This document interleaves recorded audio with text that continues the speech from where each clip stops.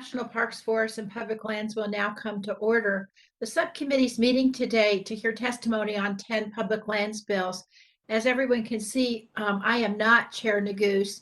I'm filling in for him today while he's in Glasgow, and I appreciate everybody being here this morning or afternoon, as the case may be.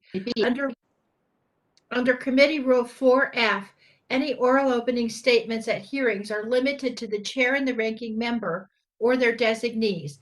This will help us to hear from our witnesses sooner, and it'll also help all of our members keep to their schedulers. Therefore, I ask unanimous consent that all other members' opening statements be made part of the hearing record if they're submitted to the clerk by 5 p.m. today or the close of the hearing, whichever comes first. Hearing no objections, so ordered. Without objection, the chair also may declare a recess subject to the call of the chair. As described in the notice, statements, documents, or motions must be submitted to the electronic repository at hnrcdocs@mail.house.gov. Additionally, please note that as with in-person meetings, members are responsible for their own microphones. As with our in-person meetings, members can be muted by staff only to avoid inadvertent background noise. Without objection, Representative Darren Soto of Florida, Representative Darren LaHood of Illinois, Representative Vern Buchanan of Florida, and Representative Cliff Benz of Oregon are authorized to question witnesses in today's hearing. And finally, members or witnesses experiencing technical problems should inform committee staff immediately. And I will now move to the opening statements. Thank you all for joining us today for the Subcommittee on National Parks, Forests, and Public Lands legislative hearing on 10 important public lands bills. I want to extend my gratitude to my colleagues who sponsored these bills, as well as our witnesses today for the testimony. And I know that Chair Neguse joins me in extending his gratitude as well. Today's hearing is an opportunity to recognize the recreational and conservation values of our national trail system and the National Wild and Scenic River System. The National Trail System promotes the enjoyment and appreciation of trails while encouraging greater public access throughout the country. The system includes around 18,000 miles of national scenic trails, historic trails, and national recreation trails. These trails are found in both urban and rural settings for people of all ages, interests, skills, and physical abilities. Today, we will be reviewing proposals to add to the trail network. These include Representative Estes' bill to establish the Chisholm and Western National Historic Trails, and Representative LaHood's bill to establish the Route 66 National Historic Trail. These are, of course, from two different eras, but they both retrace the roots of captivating times in our nation's history. I'm also eager to hear more about a bill I already know a little about, Chair Neguse's bill to facilitate completion of the Continental Divide Trail, which runs right through my home state of Colorado. In addition to the national trails, we will also consider several bills that will examine the possibility of adding new river segments to the National Wild and Scenic River System. National Wild and Scenic Rivers are a collection of exceptional rivers that have been designated to protect their free-flowing condition, water quality, and outstanding natural, cultural, and recreational values for the enjoyment of present and future generations. These rivers, or sections of rivers and tributaries, are protected in their free-flowing condition, and they're not dammed or otherwise intercepted. I look forward to hearing more about the bills from Representatives Pingree, Buchanan, and Soto and their respective river segments in Maine and Florida. Rivers throughout the country offer scenic designations for solitude and contemplation. They offer ample opportunity for outdoor recreation, and of course, they supply clean drinking water for millions of Americans. Water is a precious resource, and the National Wild and Scenic River System ensures that our children will continue to receive these benefits from our most exceptional and pristine rivers. H.R. 980, sponsored by House Transportation and Infrastructure Chair DeFazio, is another bill that we will review today that will permanently protect a critical water resource. This bill extends an existing mineral withdrawal in Southwest Oregon's Pistol River and Rough and Ready watersheds. These rivers supply water and provide critical habitat for salmon and many weir plants. This is a prime example of why it's important to protect rivers and water supplies from the toxic impacts of misplaced development and mining projects. I look forward to hearing more from our witness, Mr. Finnerty, about the broad coalition of support for this proposal. And finally, we have Representative Trone's bill to enhance the National Park Service's Historic Preservation Training Center in Frederick, Maryland. This important training center utilizes historic preservation projects as the main vehicle for teaching preservation philosophy and building crafts, technology, and project management skills. This is where and how the National Park Service develops a critical workforce in specialized trades that keep our parks running and our historic resources preserved and revitalized. I look forward to hearing more from our bill sponsors and our witnesses here today.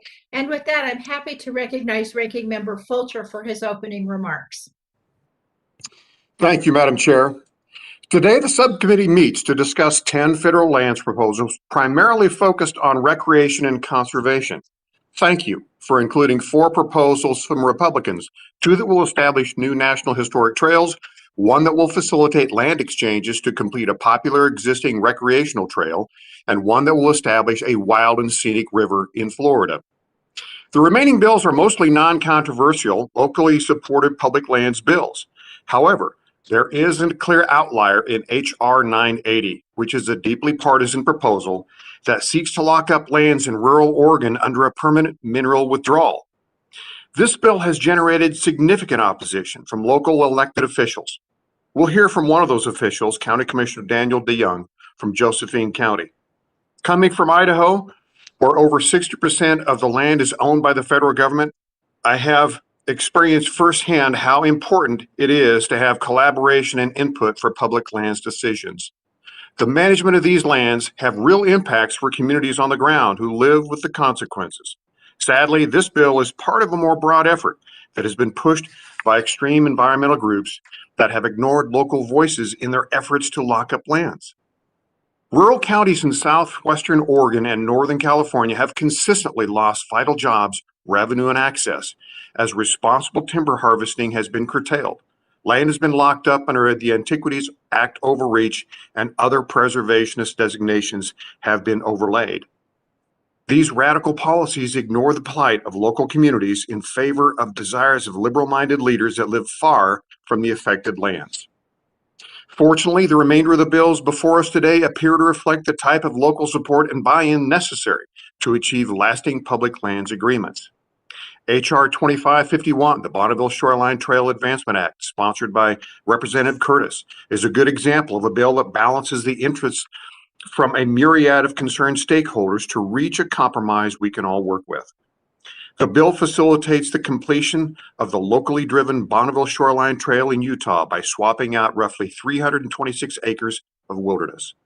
This compromise will improve recreational opportunities while also providing a more appropriate conservation strategy for the area. There are 2 other Republican trail bills on today's hearing. A bill to establish Route 66 as a National Historic Trail, sponsored by Representative LaHood, and a bill to establish the Chisholm and Western Historic Trails, sponsored by Representative Estes. These proposed trails, which have been studied by the National Park Service, highlight 2 historically significant passages across our great nation. Route 66, America's most well-known road, extends from the Windy City all the way to sunny Santa Monica. Route 66 played a major role during the Dust Bowl and during World War II. The Chisholm Trail and the Western Trails were primarily used by Texas ranchers and contractors to move cattle from Texas to Midwestern and Great Plains states from the 1850s through the 1880s. Both bills have significant support and been thoughtfully crafted. Thank you to the witnesses for being with us, and I look forward to hearing the testimony. Madam Chair, I yield back. Thank you so much, Ranking Member Fulcher. Now I'd like to turn to our first panel, and I'd like to welcome the members of Congress who want to testify on the bills they've sponsored. So let me remind all of you that under our committee rules, you must limit your oral statements to 5 minutes, but your entire statement will appear in the hearing record. When you start, the timer will start and it will turn orange when you have 1 minute remaining and red when your time is expired. I recommend that members and witnesses joining remotely use Stack View so you can pin the timer on your screen. And after your testimony is complete, please remember to mute yourself so that we avoid any inadvertent background noise. The chair will now recognize the gentleman from Illinois, Mr. LaHood, for 5 minutes. Well, thank you, Chairwoman DeGette and Ranking Member Fulcher. It's a pleasure to be on with you today to present our bill, HR 3600, and appreciate you holding this hearing today. And our bill, as both of you referenced, the Route 66 National Historic Trail Designation Act is what we're presenting today. And I want to acknowledge my Democrat counterpart on this bill, Congresswoman Grace Napolitano from California, for her work in introducing this legislation with me. She's been an integral partner in this effort since 2017.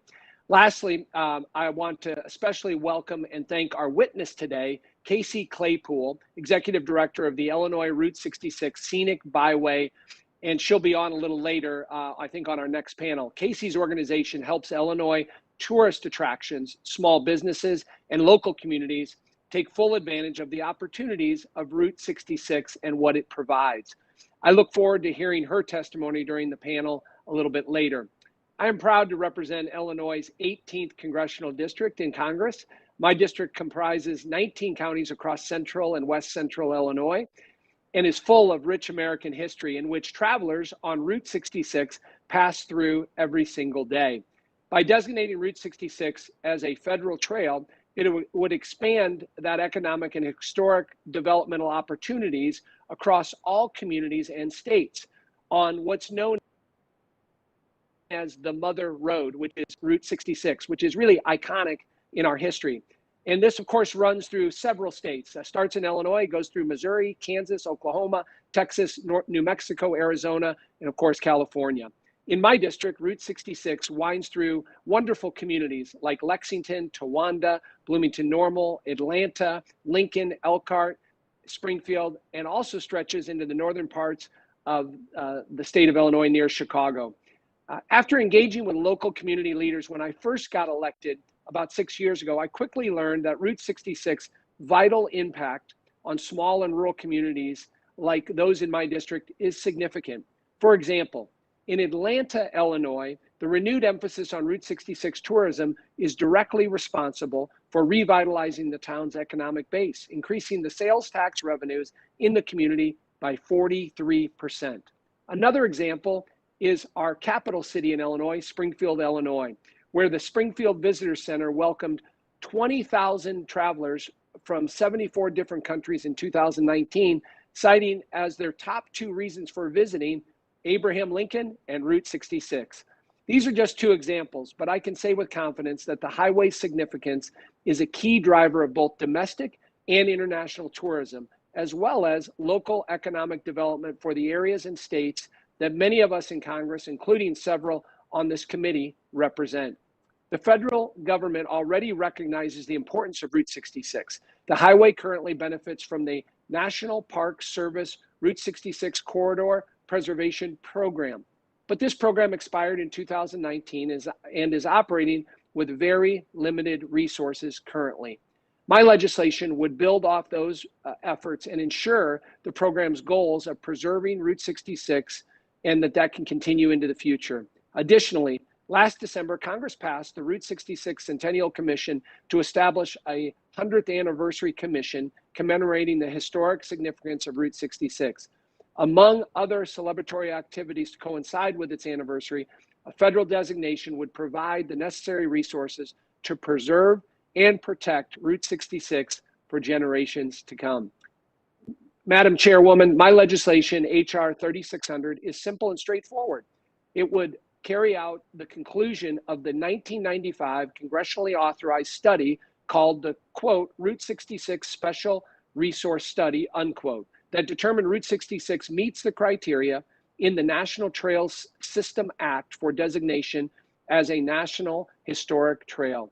If signed into law, the bill would designate Route 66 as a National Historic Trail, ensuring that the National Park Service will have the authority to assist and support states and local communities in preserving, promoting, and capitalizing on economic development from Route 66, again, for generations to come. Before I wrap up, Madam Chair and Ranking Member Fulcher, I would like to submit for the record 8 separate letters of support from each state that Route 66 runs through, supporting this federal trail designation. I look forward. Thank you, Madam Chair. I look forward to hearing the testimony from our witnesses and engaging in productive dialogue with my colleagues here today. And with that, Madam Chair and Ranking Member, thank you, and I yield back the remainder of my time. Thank you so much, Mr. LaHood. The chair now recognizes the gentleman from Florida, Mr. Buchanan, for 5 minutes.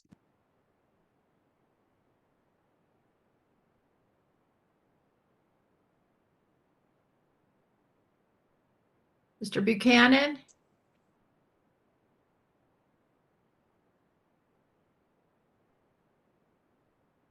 Mr. Soto, I see. Wait, Mr. Buchanan. Can you hear me all right? Yeah, we can hear you. Sorry about that. I thought it was up. It was unmuted. I want to thank you, Chairwoman DeGette and Ranking Member Fulcher, for holding this important hearing today.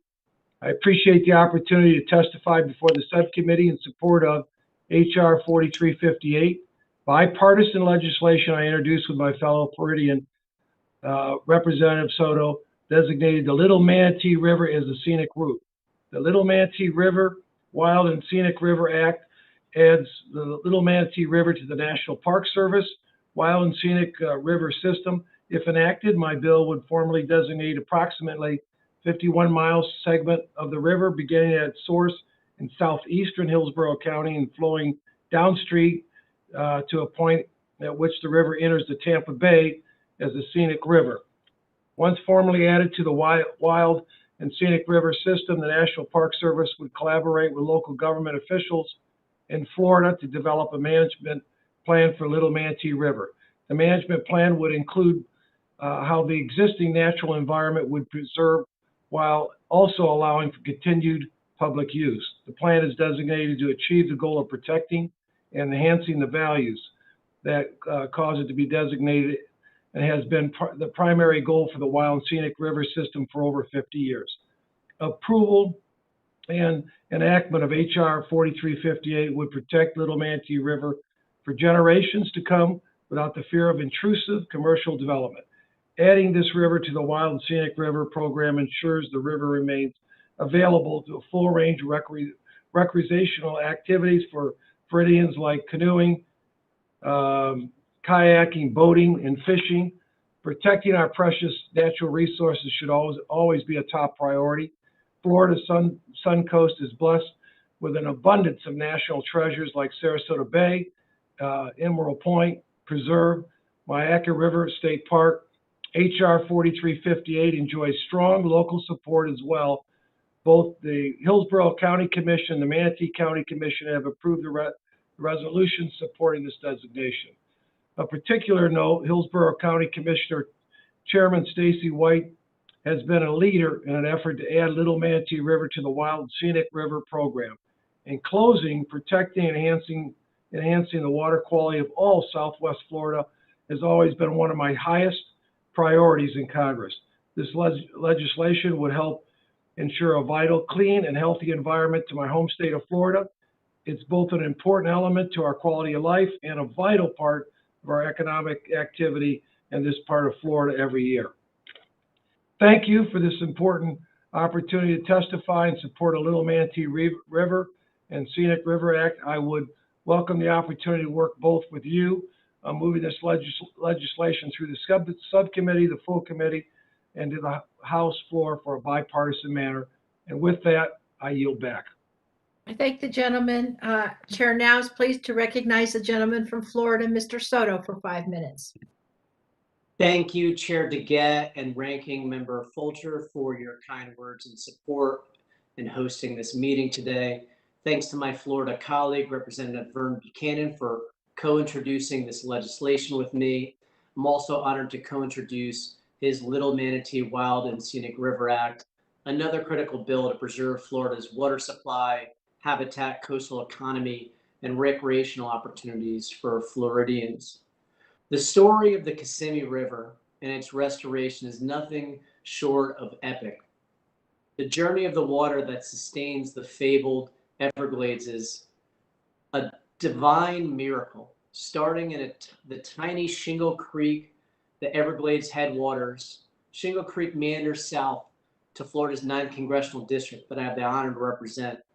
Then it eventually flows into the Kissimmee chain of lakes throughout our district, a beautiful natural chain known for boating, soaring bald eagles, snail kites, ospreys, and championship winter bass fishing. From Lake Tohopekaliga to East Lake Tohopekaliga to Lake Cypress and Lake Hashtanahaw through to Lake Kissimmee. From there, the Kissimmee River begins in the south part of our district. It eventually flows into Lake Okeechobee and south to the Everglades. Congress long ago made a grave mistake. The U.S. channelized the Kissimmee River in the 1960s and 70s, devastating ecological and agricultural opportunities. The birds disappeared, including 70% of bald eagles. The fish died in oxygen-depleted canals, and local ranch land around it dried up, hurting local agriculture. 20 years later, in 1992, Congress authorized the Army Corps of Engineers and the South Florida Water Management District to begin the largest river restoration in the world. And this year, on July 29th, 30 years later, the Army Corps of Engineers completed the project.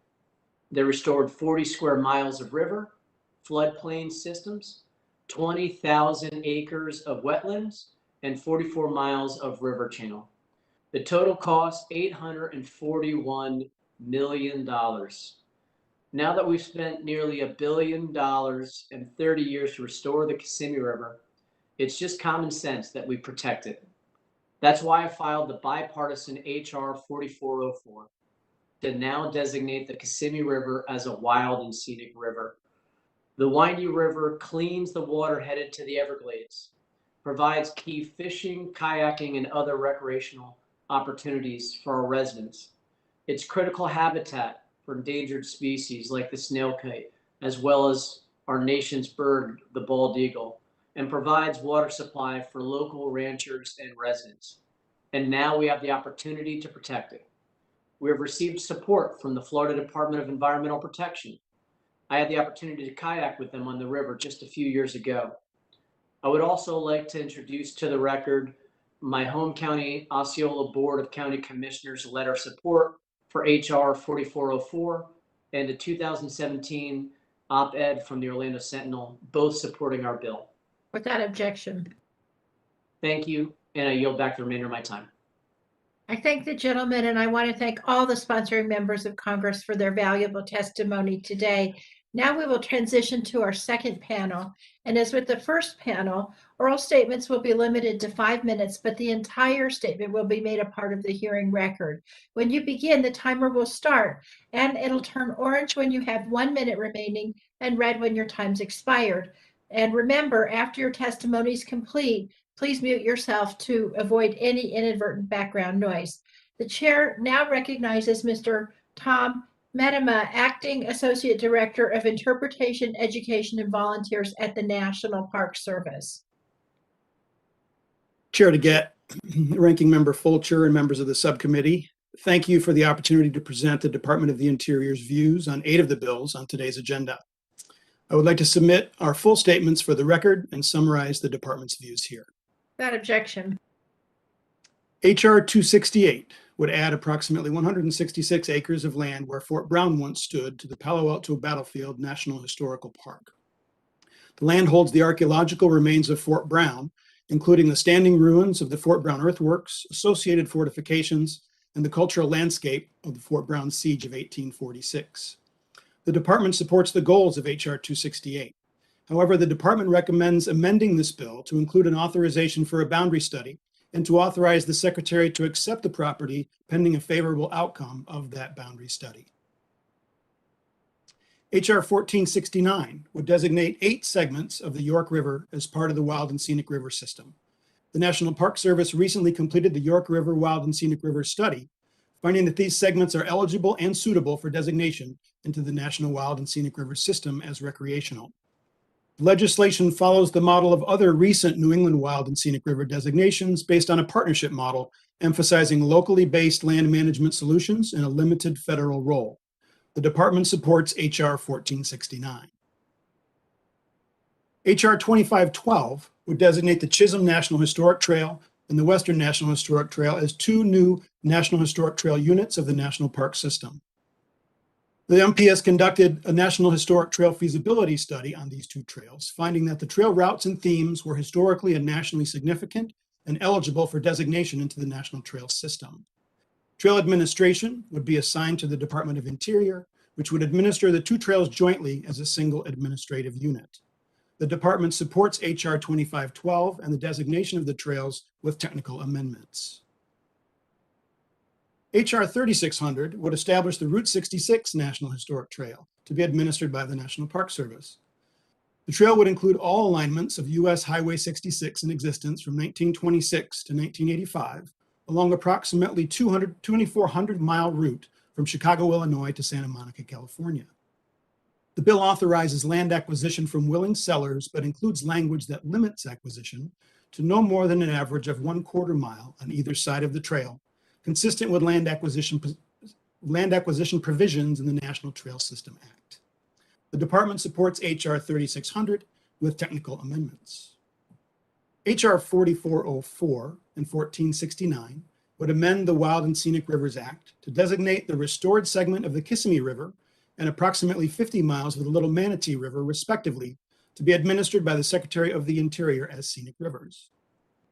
The department recommends deferring action on H.R. 4404 and H.R. 1469 and asks this body to consider authorizing a wild and scenic river study of each of these rivers. We would appreciate the opportunity to study the rivers, to evaluate their eligibility, classification, and suitability for designation, including providing an opportunity for public comment. H.R. 4494 would authorize the Secretary of the Interior to acquire land not to exceed 20 acres in Frederick, Maryland, to provide a permanent site for the Historic Preservation Training Center and to support the physical space, preservation operations, training program initiatives, and workforce development capacity of the center. The department supports H.R. 4494. In addition, I would like to submit a statement for the record on H.R. 980, the Southwestern Oregon Watershed and Salmon Protection Act of 2021. The department supports this bill and requests that the subcommittee refer any questions on the bill to the Bureau of Land Management. Chair DeGette, this concludes my statement. I would be pleased to answer any questions you may have. Thank you so much. The chair now recognizes Ms. Sandra Watts, Associate Deputy Chief for the National Forest Service System at the National Forest Service. Ms. Watts. Thank you. Good afternoon, Chair DeGette, Ranking Member Fulcher, and members of the subcommittee. My name is Sandy Watts, and I'm here on behalf of the U.S. Department of Agriculture Forest Service. Thank you for the opportunity to provide the USDA Forest Service perspective on H.R. 2551, the Bonneville Shoreline Trail Advancement Act, H.R. 5118, the Continental Divide Trail Completion Act, and H.R. 980, the Southwestern Oregon Watershed and Salmon Protection Act of 2021. The last 2 years have shown how vital our national forests and grasslands are to the public. People have sought reprieve and relaxation through our readily available and valuable outdoor recreation settings across the country. During the COVID-19 pandemic, the number of recreation visits to the National Forest System exceeded 168 million in 2020. That's an increase of over 12% compared to 2019. My testimony today will discuss 3 bills on the agenda, 2 of which will increase the recreational opportunities of the National Forest System, and the last bill involves a mineral withdrawal on high conservation value lands in Southwest Oregon. First, I'd like to speak to the Bonneville Shoreline Trail Advancement Act. This bill designates parcels as wilderness on the Uinta-Wasatch Cache National Forest in Utah and makes boundary adjustments which remove acres from the National Wilderness Preservation System. The Forest Service finds that the proposed 326 acres contain wilderness attributes and will not detract from existing wilderness areas. In addition, the 326 acres of proposed removals will advance completion of the Bonneville Shore Trail. The USDA supports this bill. Next, I will discuss the Continental Divide Trail Completion Act. Designated in 1978, the Continental Divide National Scenic Trail stretches 3,100 miles through diverse landscapes from the deserts of New Mexico to the alpine peaks of the Northern Rockies and through stunning and diverse landscapes of the central United States. Nearly 2,200 miles of the trail pass through lands administered by the Forest Service. The objective of HR 5118 is to prioritize the completion of the trail for the purposes of providing high-quality scenic, primitive hiking, and horseback riding opportunities, and to conserve national, historic, and cultural resources along the trail corridor. USDA supports the goals of this bill, but has concerns with meeting the proposed completion timeline and external partners serving in an oversight capacity through annual reporting to Congress. Meeting the proposed timeline by the 50th anniversary, which is November 10th of 2028, is in large part determined by private landowners' willingness to sell their property or to put it under a conservation easement. 95% of the trail is protected on lands or through easements across private lands. The remaining 5% of the trail that is considered incomplete is primarily co-located on major highways or secondary roads that do not provide for the safety of hikers or the desired nature and purposes of the trail. Completion of this work has not happened to date due to lack of dedicated staff and funding, as well as a lack of willing sellers in some areas. Once the optimal location review is completed, we expect to have a better idea of the workload for land acquisition and could then establish a manageable timeline for completion. While USDA supports an annual progress report from the Secretary to Congress, we are unaware of provisions where partner organization is legislatively given an oversight role, and we are concerned with the precedents this may set. We welcome the opportunity to work with the committee and bill sponsors to address our concerns. Completing acquisition of the Continental Divide Trail meets Congress's intent in designating the National Scenic Trail in 1978, and the Forest Service is very committed to working with our partners to achieve this goal. Lastly, I'll speak to HR 980, Southwestern Oregon Watershed and Salmon Protection Act of 2021. This bill permanently withdraws 101,021 acres of federal lands with exceptionally high conservation values from new mining claims, mineral leasing, and geothermal leasing. Of the acres withdrawn, 95,806 of these affected acres are located on the Rogue River Siskiyou National Forest. USDA supports this bill. That concludes my remarks on these bills, and I look forward to answering any questions you have. Thank you. Thank you so much for that valuable testimony. And now I'll remind the members that we are going to recognize members for any questions that they may wish to ask the witnesses. And Committee Rule 3D imposes a 5-minute limit on questions, which will be enforced with the timer there. The chair will start by recognizing herself for 5 minutes. National scenic trails like the Continental Divide, Pacific Crest, and the Appalachian, they're some of the most popular hikes in the country. And as our witnesses said, they traverse multiple jurisdictions. They connect national parks, forests, wilderness areas, and other destinations for everybody, from day hikers who are enjoying a stroll to through hikers and ultra runners who cover several hundreds of miles in a week. Americans love trails, but we all know that contiguous routes take years to complete and countless hours to maintain. So I want to ask about the Continental Divide Trail. This was designated by Congress in 1978 as part of the National Trail System, but as our witnesses pointed out, more than 40 years later, it's still incomplete. Ms. Watts, you talked about some of the challenges and roadblocks that have slowed the pace of completing the CDT. And I'm wondering if you can tell me if you think HR 5118 could accelerate that process. Thank you, Chair DeGette, for that question. And yes, we believe that the bill will require the agency to focus our work on these acquisitions. So we appreciate the language. So if we actually were able to redouble our efforts to do all of this, do you think there could be a possibility to complete the trail by its 50th anniversary? Right now, without having the optimal location review completed, it's hard to answer that question, but we're hopeful. Okay, thank you very much. That's all the questions that I have. And so, Ranking Member Fulcher, I will now recognize you for 5 minutes. Thank you, Madam Chair. And we've got a lot of ground to cover, and so bear with me as I probably jump around from topic to topic a little bit. The first thing I'd like to do is submit several letters of opposition related to mineral withdrawal made permanent by Representative DeFazio's Southwestern Oregon bill. Without Committee Republicans have consistently opposed this effort that would not only further harm rural counties in Oregon, but also jeopardize our national security and make us even more reliant on China and other countries for critical minerals. This area is home to critically important mineral deposits, including tellurium used to produce solar panels, gold, silver, chrome, cobalt, nickel, manganese, mercury, coal, and limestone. And this withdrawal will significantly hinder development of these strategic minerals in the future. So, Madam Chair, I'd like to ask unanimous consent. We submit letters of opposition from Curry and Josephine counties, the Waldo Mining District, and American Mineral Research. Without objection. Thank you, Madam Chair. Question for Mr. Medema.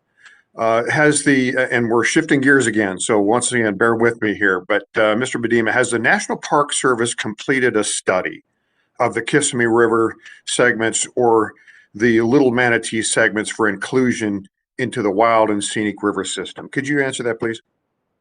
It has not yet. The department supports the goals of the legislation and recommends the established practice of conducting a study of the full river corridors so that we can determine that eligibility, suitability, classification, and so on. So you do believe that it is important to study those rivers for suitability, then, I take it? That is correct. So let me follow up with another one regarding to Representative Trone's bill to build a new National Park Service Historic Preservation Training Center in Frederick, Maryland. It would authorize the National Park Service to acquire up to 20 acres for the center and authorize such sums that may be necessary, is what the language says. Is the National Park Service planning to build a completely new facility on the vacant land or occupy an existing building?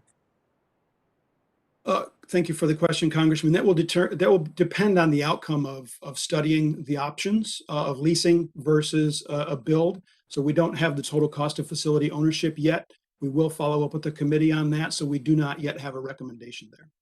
So right now, it kind of looks like we're being asked to sign a blank check on that, which is something that's not comforting to me. Do you have any kind of a rough estimate on what this facility will cost or the expenditure that will be made on this? Through a standard evaluation process, we'll determine the total cost of facility ownership and communicate that back. We do not have that at this time. Okay, so thank you, Mr. Medema. And just so, Madam Chair, just for the record, we don't know what this thing is going to cost the taxpayer, and that does raise a concern for me. And not that I would not support doing this, but it's always good to know what the expenses will be up front. Madam Chair, I yield back. I thank the gentleman. Mr. Sablan, are you on the WebEx? Good morning. Good morning. Good morning. You're recognized for 5 minutes. Yeah, and unless you need my time, I have no question to ask of our witnesses. Thank you so much. Mr. Tiffany?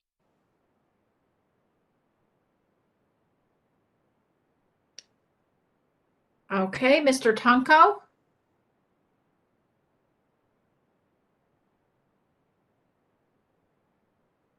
Congressman Moore?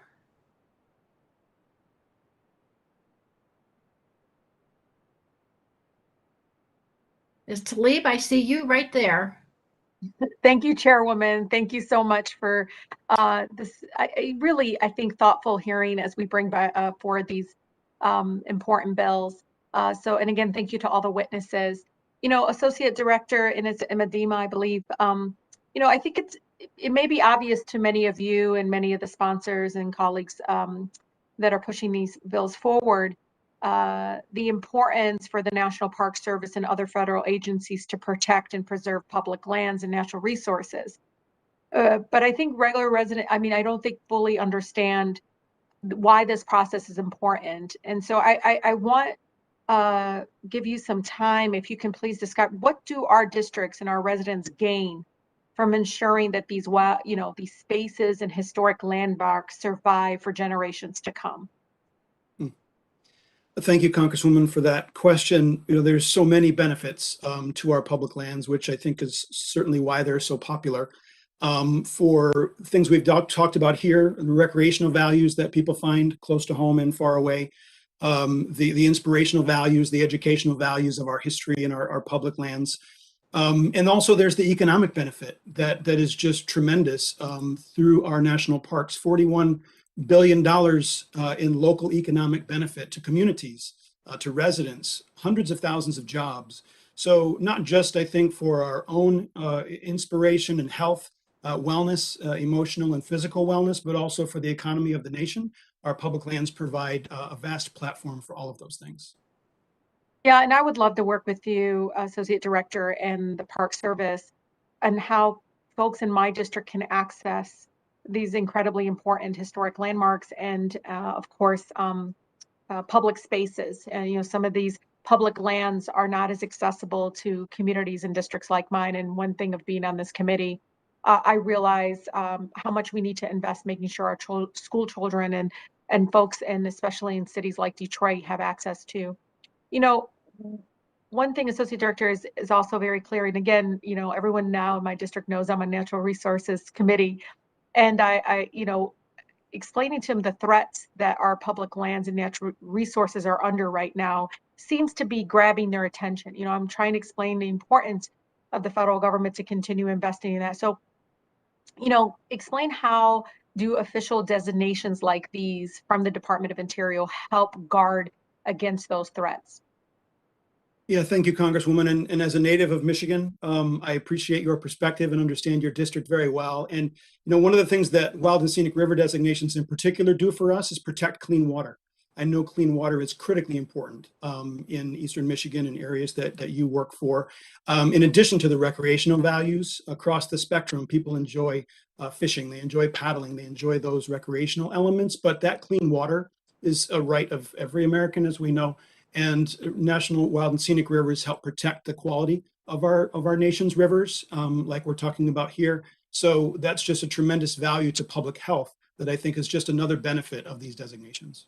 Yeah, and Associate Director, I know a lot of folks don't want to talk about it. I mean, I really do talk about what happened with Nestle in Michigan and the fact that, folks will disagree with me, but I think what happened in the injustice of the fact that they've able to bottle so much of that water for as measly as $200 and making so much profit off of that land and our water when so many of my residents are getting their water shut off as little as a few $100s that they can't afford.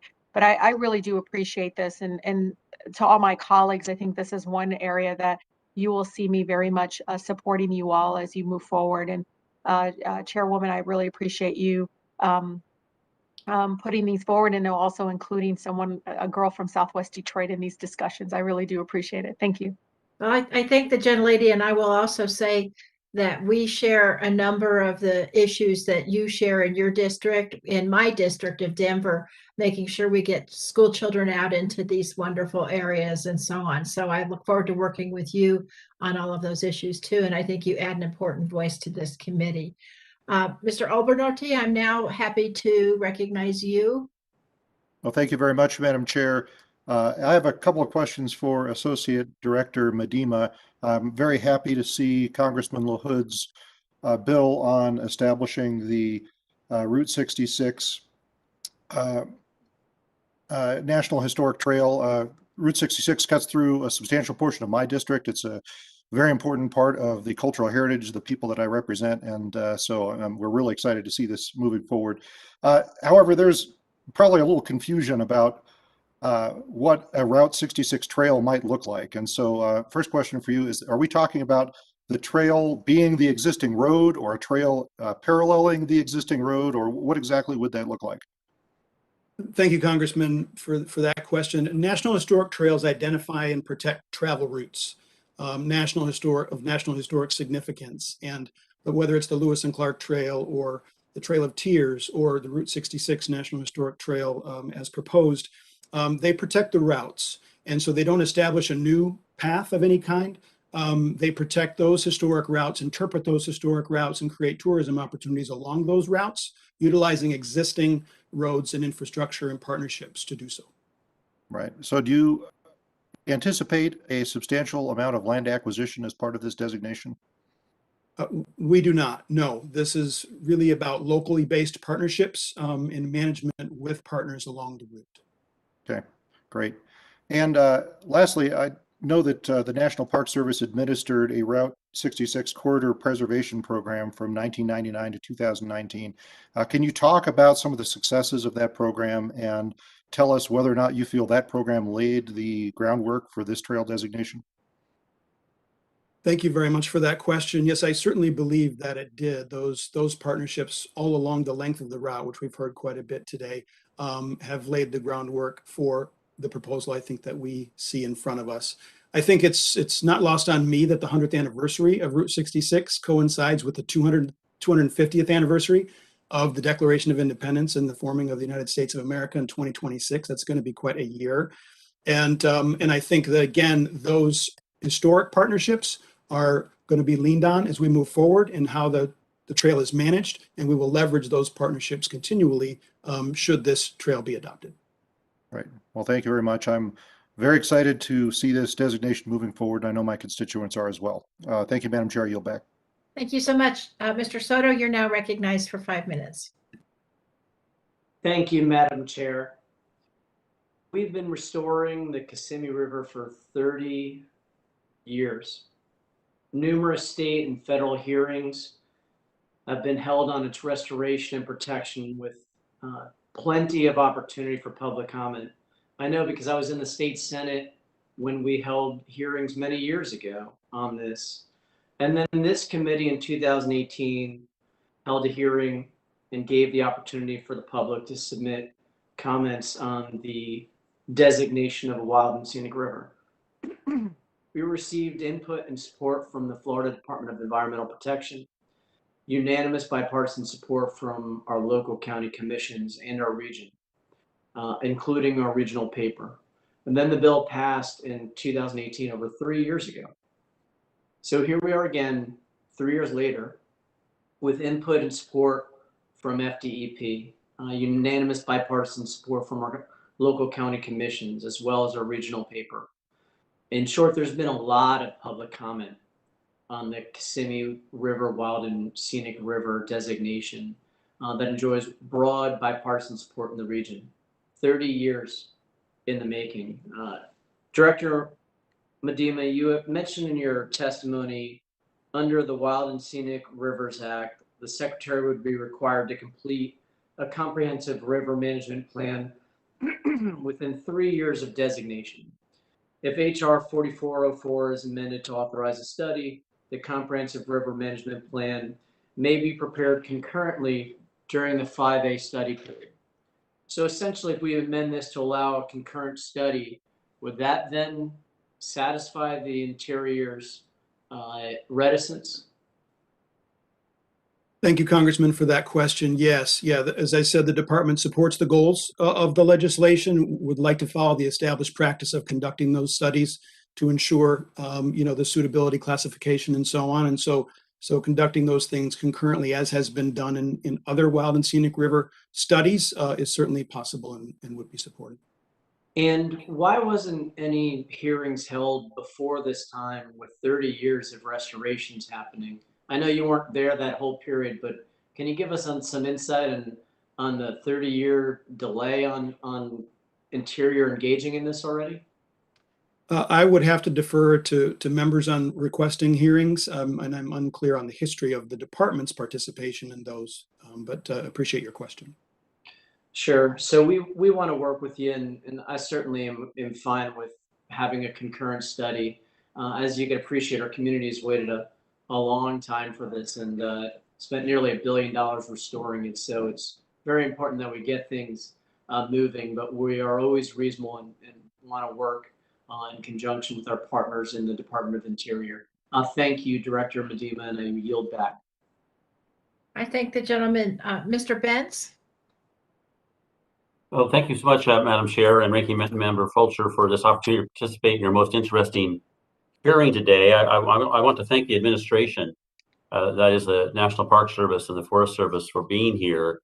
But I'd like to express my strong disappointment that we don't have the opportunity to hear from and ask questions of the Bureau of Land Management, as we are here discussing a massive 100,000 acre mineral withdrawal impacting my district here in Oregon. The Bureau of Land Management is charged with managing subsurface minerals, and that we do not have an opportunity to hear specifics about this withdrawal is absurd and short-sighted. The initial 20-year withdrawal was done in the waning days of the Obama administration, an egregious example of unchecked authority of the Secretary of the Interior to arbitrarily withdraw unlimited amounts of federal land. This legislation seeks to legitimize this abuse and does not have the support of local officials and other stakeholders. I find it odd, Madam Chair, the bill just passed last week, $1.2 trillion bill, contains a provision charging our agencies with doing an audit to determine the type of rare earth minerals available here in this United States, because under the heading of energy and energy security, we need to know. And yet here on this bill, we're busy taking out a massive amount of area without any knowledge of what we're actually doing. It really is, it is shocking. And with that, I'm going to turn my attention in the time I have left to ask a question of Ms. Watts. The question is this: when it comes to the Forest Service doing the planning that we heard just referenced a moment ago for a scenic river, the assertion was that this planning would be done within 3 years. I have heard that I want to say it was in New Mexico, but I could be wrong. It might have been Arizona. It took 11 years to do the planning for a scenic river. Is that? And I've also heard from people in the Forest Service and BLM that they have no current ability to do this planning. They are so far behind on the other planning of trying to take care of our forests. So is there truth to this? And if so, how long can we anticipate waiting for the planning to be done on a new segment of scenic river? So thank you for your question, Congressman Vance. First, I need to share that the planning of the scenic river in question is under the authority of the Department of Interior. But you are correct that, and I believe maybe you're referring to the Fossil Creek segment of Wild and Scenic Rivers in Arizona. That has taken quite a time for us to complete that planning process. I will share that that the agency has been working for quite some time now to implement more efficient ways to complete our environmental planning processes, and we are working with some of the additional funds that we're receiving to be able to staff up and implement those efficiencies in our new planning model. Thank you, Madam Chair. I've raised this issue because there are other bills that are designating far more, many thousands of miles actually, of river. And I just wonder how our Forest Service and other planning agencies can keep up with that. Madam Chair, thank you again. I yield back. I thank the gentleman. Are there any members of the subcommittee who have not asked questions of this panel who would like to question? Chair Neguet, this is Representative Moore. Yes, Representative Moore, you're recognized for 5 minutes. I apologize for missing previously. No Thanks problem. both of you for being here. I'm going to continue with questions from my colleague from Oregon. Ms. Watts, we're considering obviously a number of, please don't, leave the door open. I need the door open. The Wi-Fi is bad right now, so I needed the door open. We're considering a number of trail bills today related to our larger trail system. As you think over the trail systems under the Forest Service management, what programmatic reforms do you think we could improve the way these trails are designated and managed? Thank you, Congressman, for that question. So the agency's focus right now are on several foundational aspects of our trails program, such as data collection, training, and staffing levels. And throughout the years, we have had quite a reduction in staffing levels. So we're working right now to identify what that more permanent trail workforce looks like, to be able to improve the condition of our national trail system as well as increase efficiencies. And so a return to a more permanent trails workforce. That would enable the agency to adequately engage with and support our partners and our volunteers that are very critical in helping us maintain our trail system. Also ensure that the National Forest System's trails are well maintained and meeting the needs of the public. Yeah, thank you. Mr. Medema, it's a point of pride for many Utahns where I know statistics are oftentimes, construed in many different ways, but we're very consistent in Utah that we have like the #1 volunteer state. Per capita, we're a strong volunteer state. We've got philanthropic dollars and volunteer time that we rank really well. I've actually, in my previous career, was involved in some of this, and so it's a point of pride. In July, we saw a great example of how this can interact with the trail system. In the South Summit Trail Foundation built the first purpose-built, privately funded, and maintained mountain bike trail on U.S. Forest Service land. And that was the first time it had been done in Utah. As we look to the Bonneville Shoreline Trail, can you touch on the role that volunteers will play in maintaining this space? I will have to defer to our partner from the U.S. Forest Service for volunteers on Forest Service property. Excellent. Any insight there, Ms. Watson? Yeah, I'm sorry, I couldn't get off mute. Yes, I mean, the engagement of our partners across all of our national forest systems, recreational opportunities are really critical. I don't have the specifics to share with you right now today of who those partners are and what level of engagement we have on the Bonneville Shoreline Trail, but I'd happy to get back to you on that. Okay, excellent. Some of my colleagues from the Republican side of the aisle have raised significant concerns this year with a number of sort of lopsided wilderness trails, HR 803 that advanced through this committee. One of the primary concerns has been testimony offered by our public land agencies that specifically advised that the large swaths of the proposed wilderness areas did not possess wilderness characteristics. I was concerned by the testimony you offered on Mr. Curtis's Bonneville Shoreline Trail and on his Advancement Act that stated that the areas between the areas being exchanged for wilderness do in fact possess wilderness attributes and are further away from population centers and development. Can you explain to the committee what types of attributes the Forest Service looks at when considering whether an area possesses wilderness attributes? Any other additional context you have for that?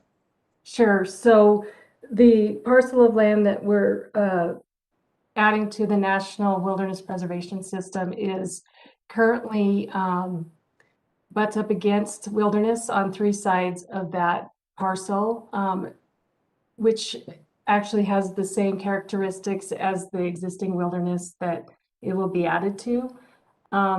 Characteristics such as no physical structures, roadless areas, and wildlife existence. So that's why we feel, with not having done the actual evaluations through the land management planning process, which is very important, but that's why we feel that this parcel will contribute to the wilderness characteristics in that area. Okay, thank you. I see my time here is just about to expire. So thank you, Chair. I appreciate you being here today. Thank you so much. Does any other member of the subcommittee wish to question this second panel? Going once, going twice. Okay, we're going to move now to the third panel. I want to thank our last witnesses for their valuable testimony and also the members for their questions.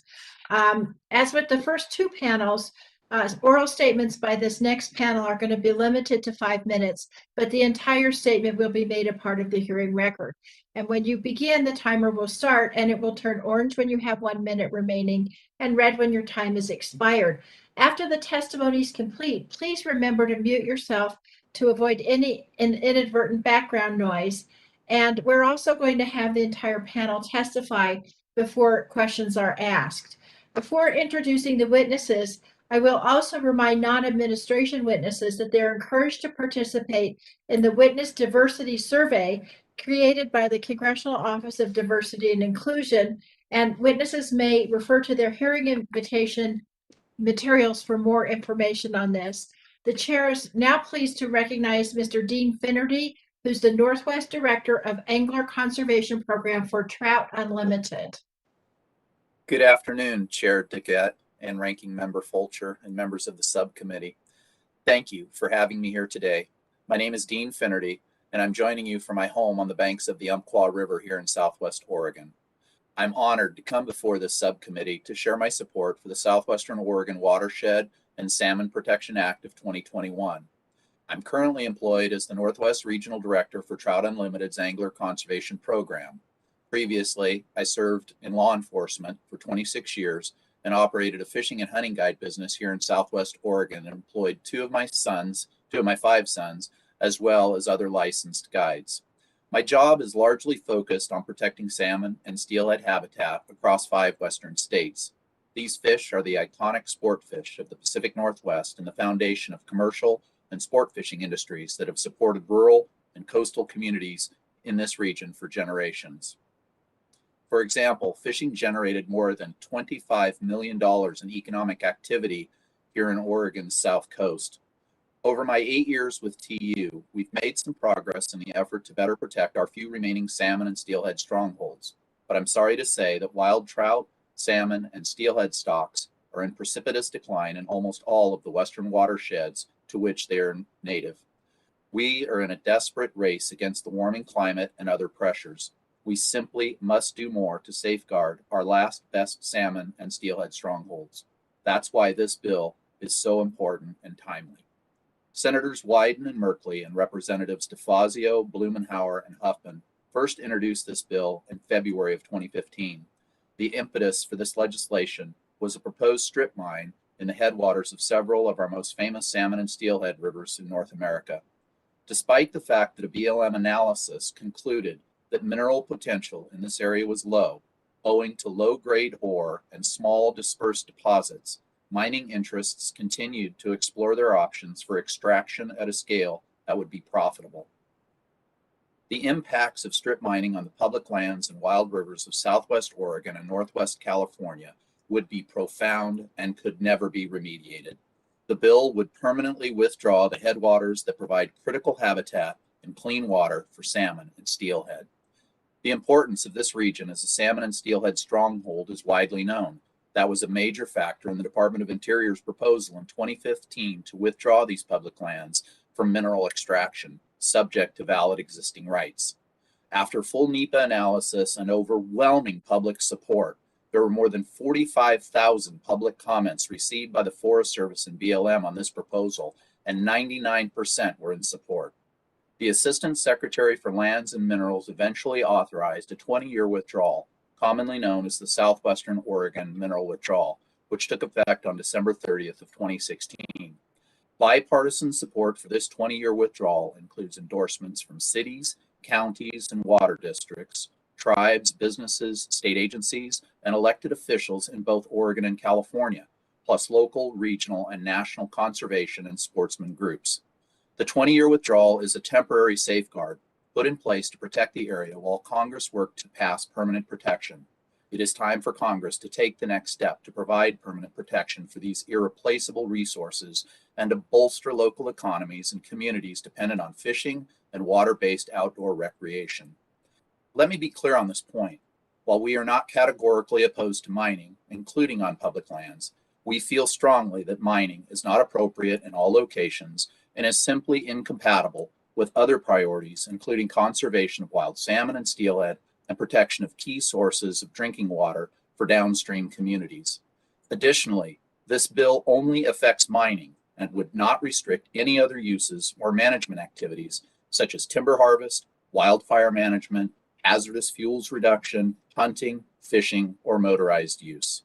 In closing, let me say that I've spent some of the best days of my life on the waters that would be better protected under this bill, creating lifetime memories with clients, friends, and family. I've seen how these places and their salmon and steelhead work their magic on people. We are not making any more of these kinds of landscapes. We have to double down on conserving what we have left. On behalf of Trout Unlimited and of my family and many longtime clients, I urge you to pass this important legislation as soon as possible. Thank you for your consideration, and I thank Congressman DeFazio for his leadership in conserving Oregon's iconic salmon and steelhead. Thank you for so the much. opportunity. Chair now is Thank you, pleased Madam Chair. thank you. The chair is now pleased to recognize Mr. Soto for 30 seconds to introduce Mr. Garrett Wallace, a Florida-based government relations manager for the Nature Conservancies. Mr. Soto. Thank you, Chair.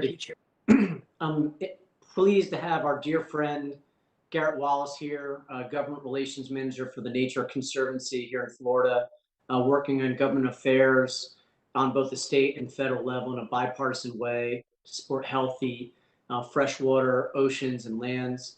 He helps manage conservation lands through the Nature Conservancy in the Kissimmee watershed and has a background from the St. John's Water Management District, as well as Director of Federal and Tribal Affairs with the South Florida Water Management District and Regulatory Affairs at Alico. And with that, I yield back.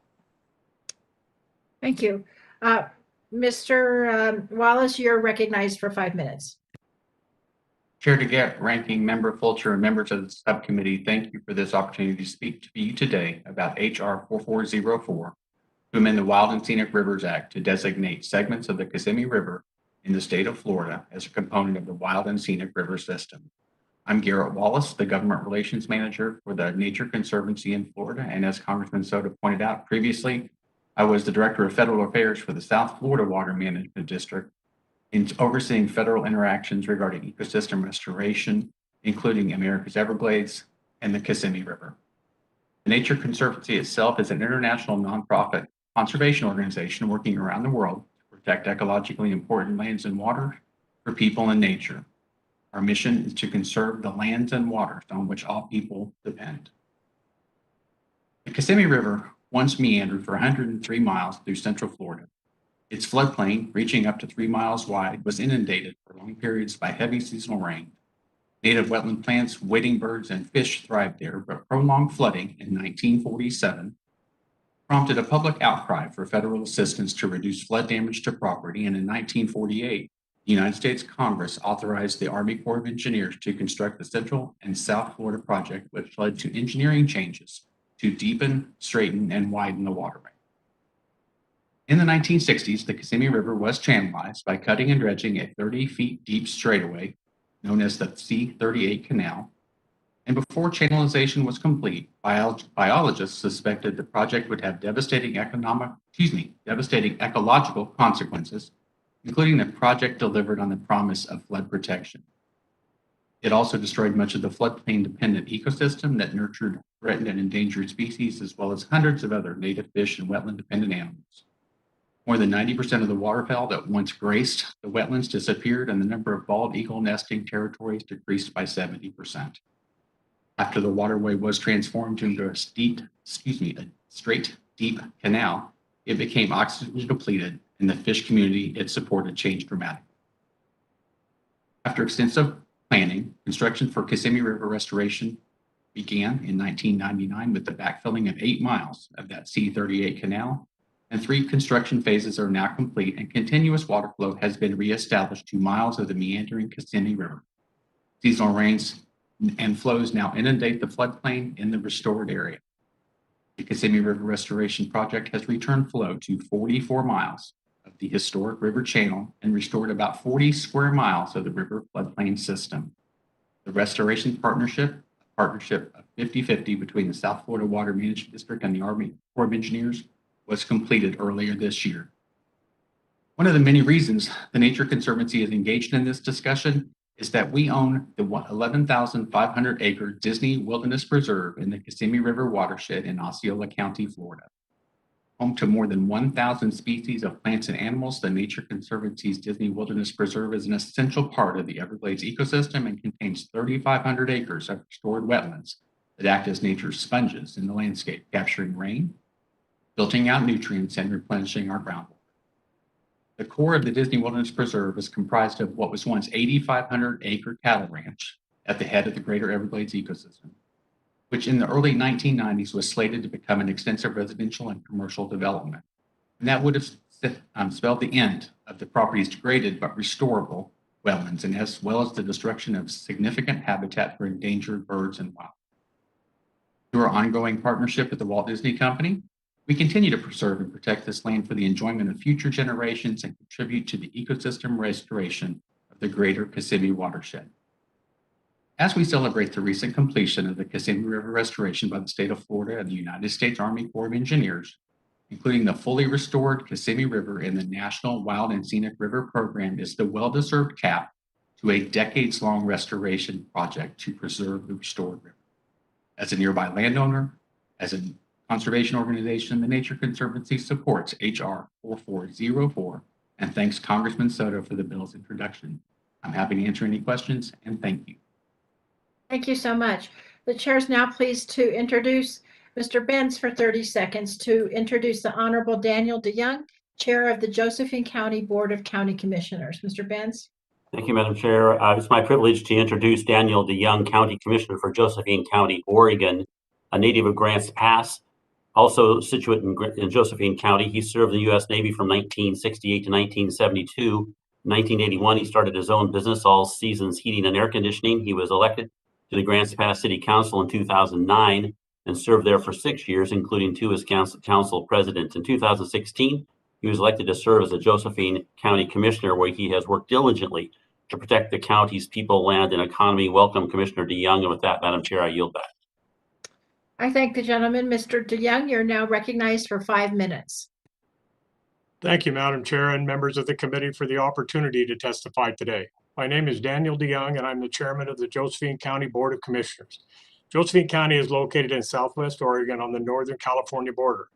Today, I'm here to testify in opposition of H.R. 980.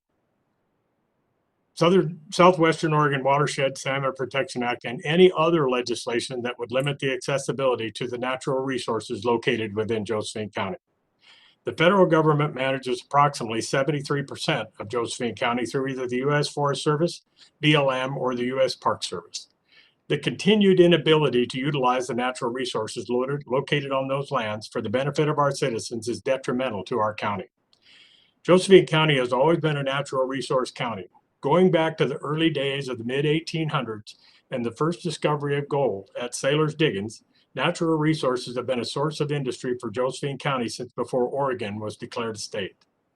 The county's name, Josephine, was taken from one of the earliest miners' daughters and reflects the importance of mining today. The very walls of the courthouse are made of slabs of marble, which were mined from Marble Mountain Quarry in Josephine County.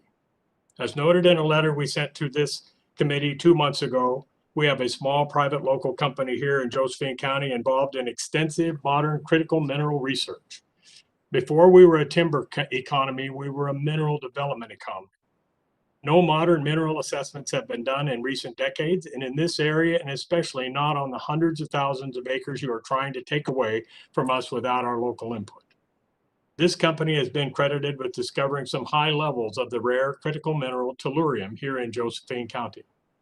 The mineral is primarily used in the manufacture of solar panels, but has other high-tech and green energy uses as well. Experts tell us the solar manufacturing companies that use tellurium worry about future supplies of this rare critical mineral. Subsurface minerals in Josephine County have been vital throughout the years, not only to the citizens of Josephine County, but to the citizens of the United States as well, especially in the war efforts over the years, most importantly World War II, with the high demand for chrome and nickel. After the war, timber on the surface of these lands also became a very important part of Josephine County's economy. The timber was used to build our communities here in the United States, but also those of Europe and other areas of the world that were decimated by World War II. Josephine County had dozens of sawmills, and that industry was the primary employer to our citizens, and now those mills are silent. Not one exists today. No other place on this planet grows timber as well as those lands west of the Cascade Range in Oregon, Washington, and British Columbia. Our industry was thriving up until the spotted owl was designated endangered. At that time, access was limited to those lands to a detriment of our communities.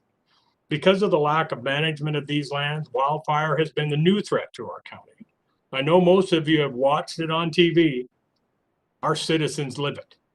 We cannot afford more lack of management or access to these lands. We do not want our communities to experience the same catastrophic event which Paradise, California endured. This bill would limit management on these lands at the detriment of our communities once again. Locking up more lands and the hands-off management approach will lead to more catastrophic wildfire and its ability to move across the landscape and threaten our communities.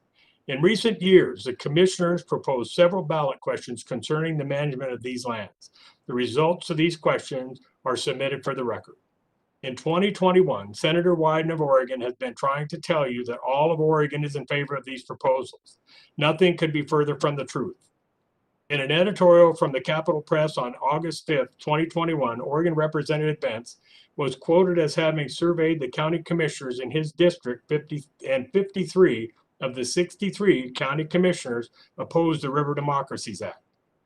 Josephine County has held many advisory votes over the 3 years to take the local pulse of whether we should advocate for similar federal proposals. Overwhelmingly, close to 2 out of every three Josephine County voters do not want additional federally managed land to be locked up in Josephine County. I want this committee to know that the Josephine County Board of Commissioners, representing the majority of our citizens, are adamantly opposed to this legislation. Again, I thank you and the committee for letting me testify today, and we'd be glad to answer questions you may have. Thank you so much. Chair now is pleased to recognize Mr. Ron Wilson, who's the legislative chair of the International Chisholm Trail Association. Mr. Wilson. Thank you, Chair DeGette, Ranking Member Fulcher, and members of the subcommittee. Thank you for conducting this hearing, and thanks for this opportunity to express our strong support for HR 2512. I wanted to give you all a tip of the hat and commend you all for the work this committee does on behalf of our citizens so that they might experience our nation's historic, cultural, and environmental heritage. So thank you for your service. And thanks to your committee staff for the courteous and efficient way they worked with us. I am Ron Wilson, a Kansas rancher, a faculty member at Kansas State University, and volunteer legislative chair of the International Chisholm Trail Association. The primary mission of the International Chisholm Trail Association and its 200 plus members is to identify, preserve, develop, and promote the Old Chisholm Trail for education and heritage tourism purposes. We are partnering with the Western Cattle Trail Association to support this bill to designate both the Chisholm and the Western Trails as National Historic Trails while concurrently protecting private property rights of adjacent landowners. We applaud Congressman Ron Estes and the other House co-sponsors for introducing this legislation. In 2019, after a decade of extensive research and community outreach as directed by Congress, the Department of Interior reported that public comments were overwhelmingly supportive and that both the Chisholm and the Western Trails meet all the criteria for National Historic Trail designation. We appreciate the outstanding efforts of the staff members from the National Park Service's National Trails Intermountain region in Santa Fe, New Mexico, who led these research efforts. The trails were found to be of national significance in 4 ways: developing the American economy through exchange and trade, developing the American economy through distribution, consumption, transportation, and communication, peopling places, and expressing cultural values. We strongly agree with these findings. The study recommended that the trails be designated separately as the Chisholm National Historic Trail and Western National Historic Trail and be administered as a single administrative unit. We concur with this finding as well. Chair DeGette, you said it well when you said that these trails represent a captivating period of American history. In the post-Civil War era, there was no easy or inexpensive way to bring longhorn cattle north to markets from cash-poor but cattle-rich Texas. Entrepreneurial Texans chose to walk their cattle north in what was called a cattle drive through incredible challenges and hazards to railheads in Kansas. As they moved north, these multicultural cowboys, sometimes called drovers, followed a route blazed by Native American trader Jesse Chisholm through present-day Oklahoma and Kansas. In later years, settlement patterns caused the cattle drives to move to a western route through Dodge City and beyond. These trails significantly affected the character and development of communities along their routes. Up to 10 million head of cattle were moved north to markets in the Midwest and eastern states. The development and intensive use of these trails played an important role in the economic recovery of the region in the post-Civil War era. The diverse drovers and cowboys who rode these trails became enduring icons of courage, grit, and adventure. As one National Park Service document stated, as a symbol of the West, these trails and their legacy vividly remain. These historic cattle trails had high economic impact then, and they still have impact today. There's global interest in the history of the cattle trails. Heritage tourism, along with Chisholm and Western National Historic Trails, would encourage exploration of our diverse and rural communities. The states and communities that would be affected by such a designation have already developed interpretive infrastructure on the trails, so there's a strong basis on which the NPS can build. As noted in the NPS study, given the nature of the times, there were various names applied to the trails at various places and times. As interpretive materials are developed for the trails, we believe they should share the full inclusive history of the trails. Furthermore, the history of the cattle trails is a multicultural story, and these stories should be shared from this perspective as well as in a respectful way. Contrary to some Hollywood portrayals, it's estimated that 1/4 or more of the trail drovers were of African American, Hispanic, or Native American descent. We've been reaching out to partner organizations who have an interest in telling these stories inclusively as well. Finally, I would note that the Chisholm Trail is named for Jesse Chisholm, an interpreter, trader, and historic peacemaker of Cherokee descent. He was said to be able to speak 14 different Native American languages. I can barely handle English. We believe that designating this historic trail in honor of Jesse Chisholm would show respect for this remarkable Native American and signal a commitment to greater inclusion and equity in the interpretation of the trails. Chair DeGette, Ranking Member Fulcher, and members of the committee, we respectfully encourage the subcommittee to approve HR 2512 as introduced. Thank you very much. Thank you so much, Mr. Wilson, for that extremely informative description. And I'm now pleased to recognize Mr. Nicholas Redding, the President and CEO of Preservation Maryland.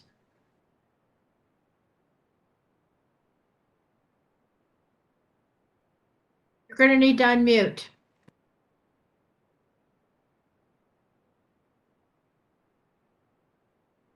All right. Great. It's a pleasure to be here today. Thank you so much, Chair DeGette and Ranking Member Fulcher. My name is Nicholas Redding, and I am the President and CEO of Preservation Maryland. And since 2018, our organization has served as the charitable partner of the National Park Service's Historic Preservation Training Center and works to support their efforts through our national program, the Campaign for Historic Trades. Today, I also bring and should mention that the greetings of Frederick Mayor Michael O'Connor, who has also submitted written testimony affirming local support for HR 4494. This is a pretty simple bill that would have profound implications nationwide. In short, the bill provides the National Park Service's Historic Preservation Training Center the ability to acquire a roughly 10-acre tract of land from the city of Frederick to expand and build out a trades training campus to meet the growing preservation needs of the National Park Service and help train the next generation of historic tradespeople around the nation. The Historic Preservation Training Center is a 44-year-old program of the National Park Service that seeks to train existing Park Service employees in historic trades work, from masonry to carpentry to timber framing and beyond. The unit is also a fee-for-service unit of the National Park Service, which requires very little ongoing operating support from the NPS budget. Over the past 5 years, the training center has also developed an innovative public service modeled historic trades program, which engages young adults and recent veterans in a paid 6-month experience, at the end of which many go on to pursue a career in the trades.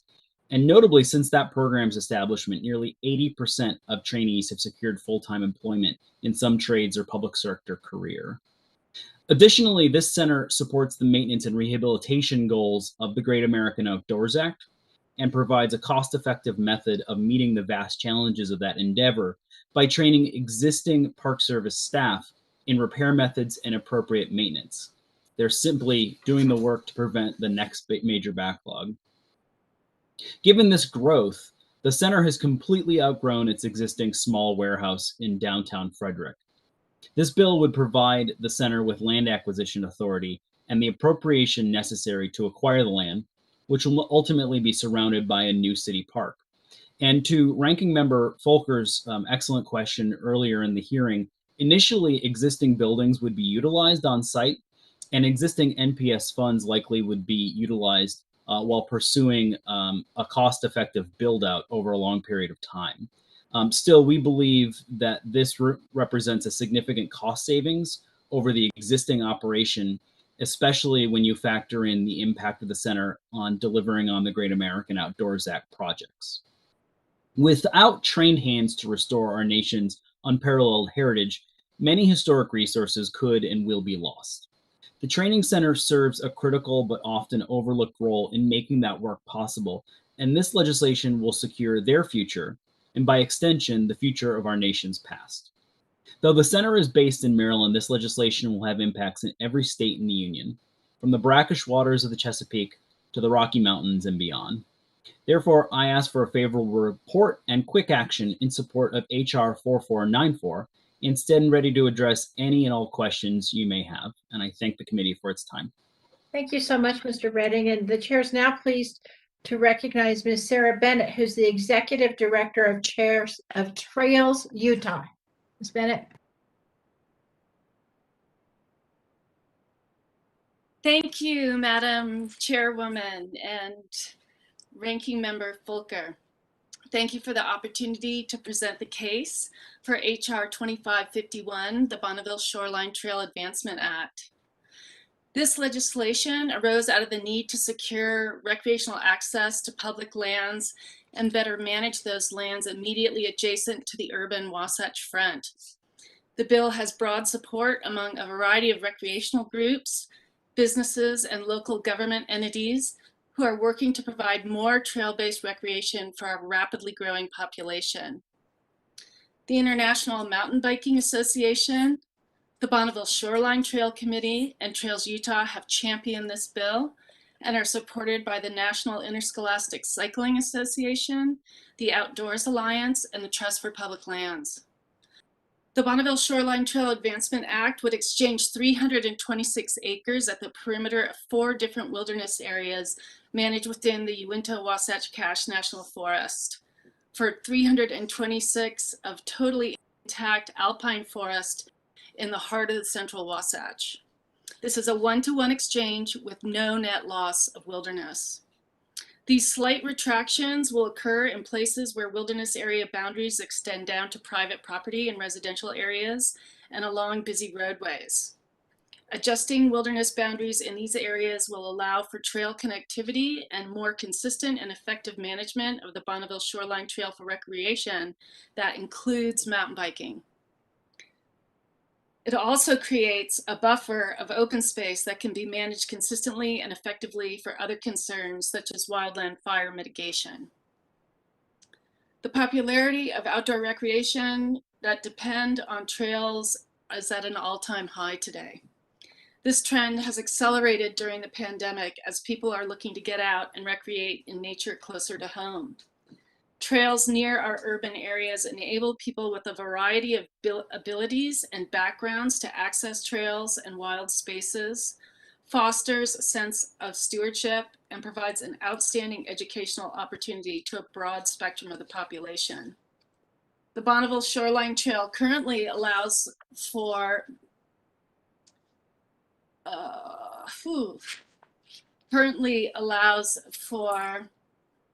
I seem to have lost my next page.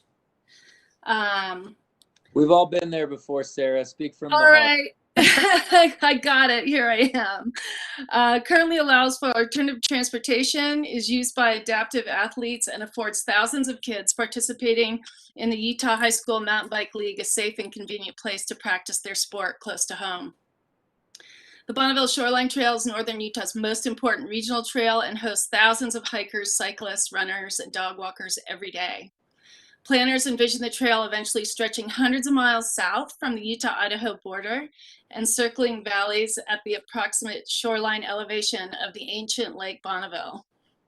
To date, more than 100 miles of the Bonneville Shoreline Trail have been realized along the foothills of our densely populated northern valleys, and many more are planned. People rely on access to trails for their daily fitness, sense of well-being, and general quality of life in Utah. Studies have shown that access to trails and outdoor recreation opportunities help attract and retain our skilled workforce, particularly in the tech arena. This makes trails a significant factor in our state's economic health. Utah leads the nation with more than 7,000 high school athletes now participating in sanctioned mountain bike races, creating a demand for more trails close to home.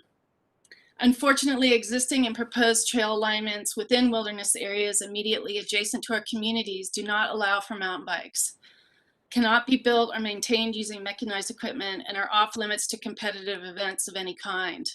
Wildfire is especially prevalent at the wild-urban interface, and efforts to fight fire or conduct fuel reduction efforts is hampered by these restrictions.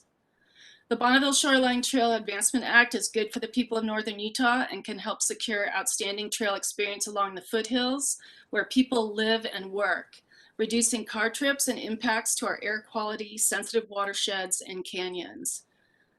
Thank you for the opportunity to testify before you today. Thank you to Representative John Curtis for introducing the bill, and we hope to garner your support. Thank you.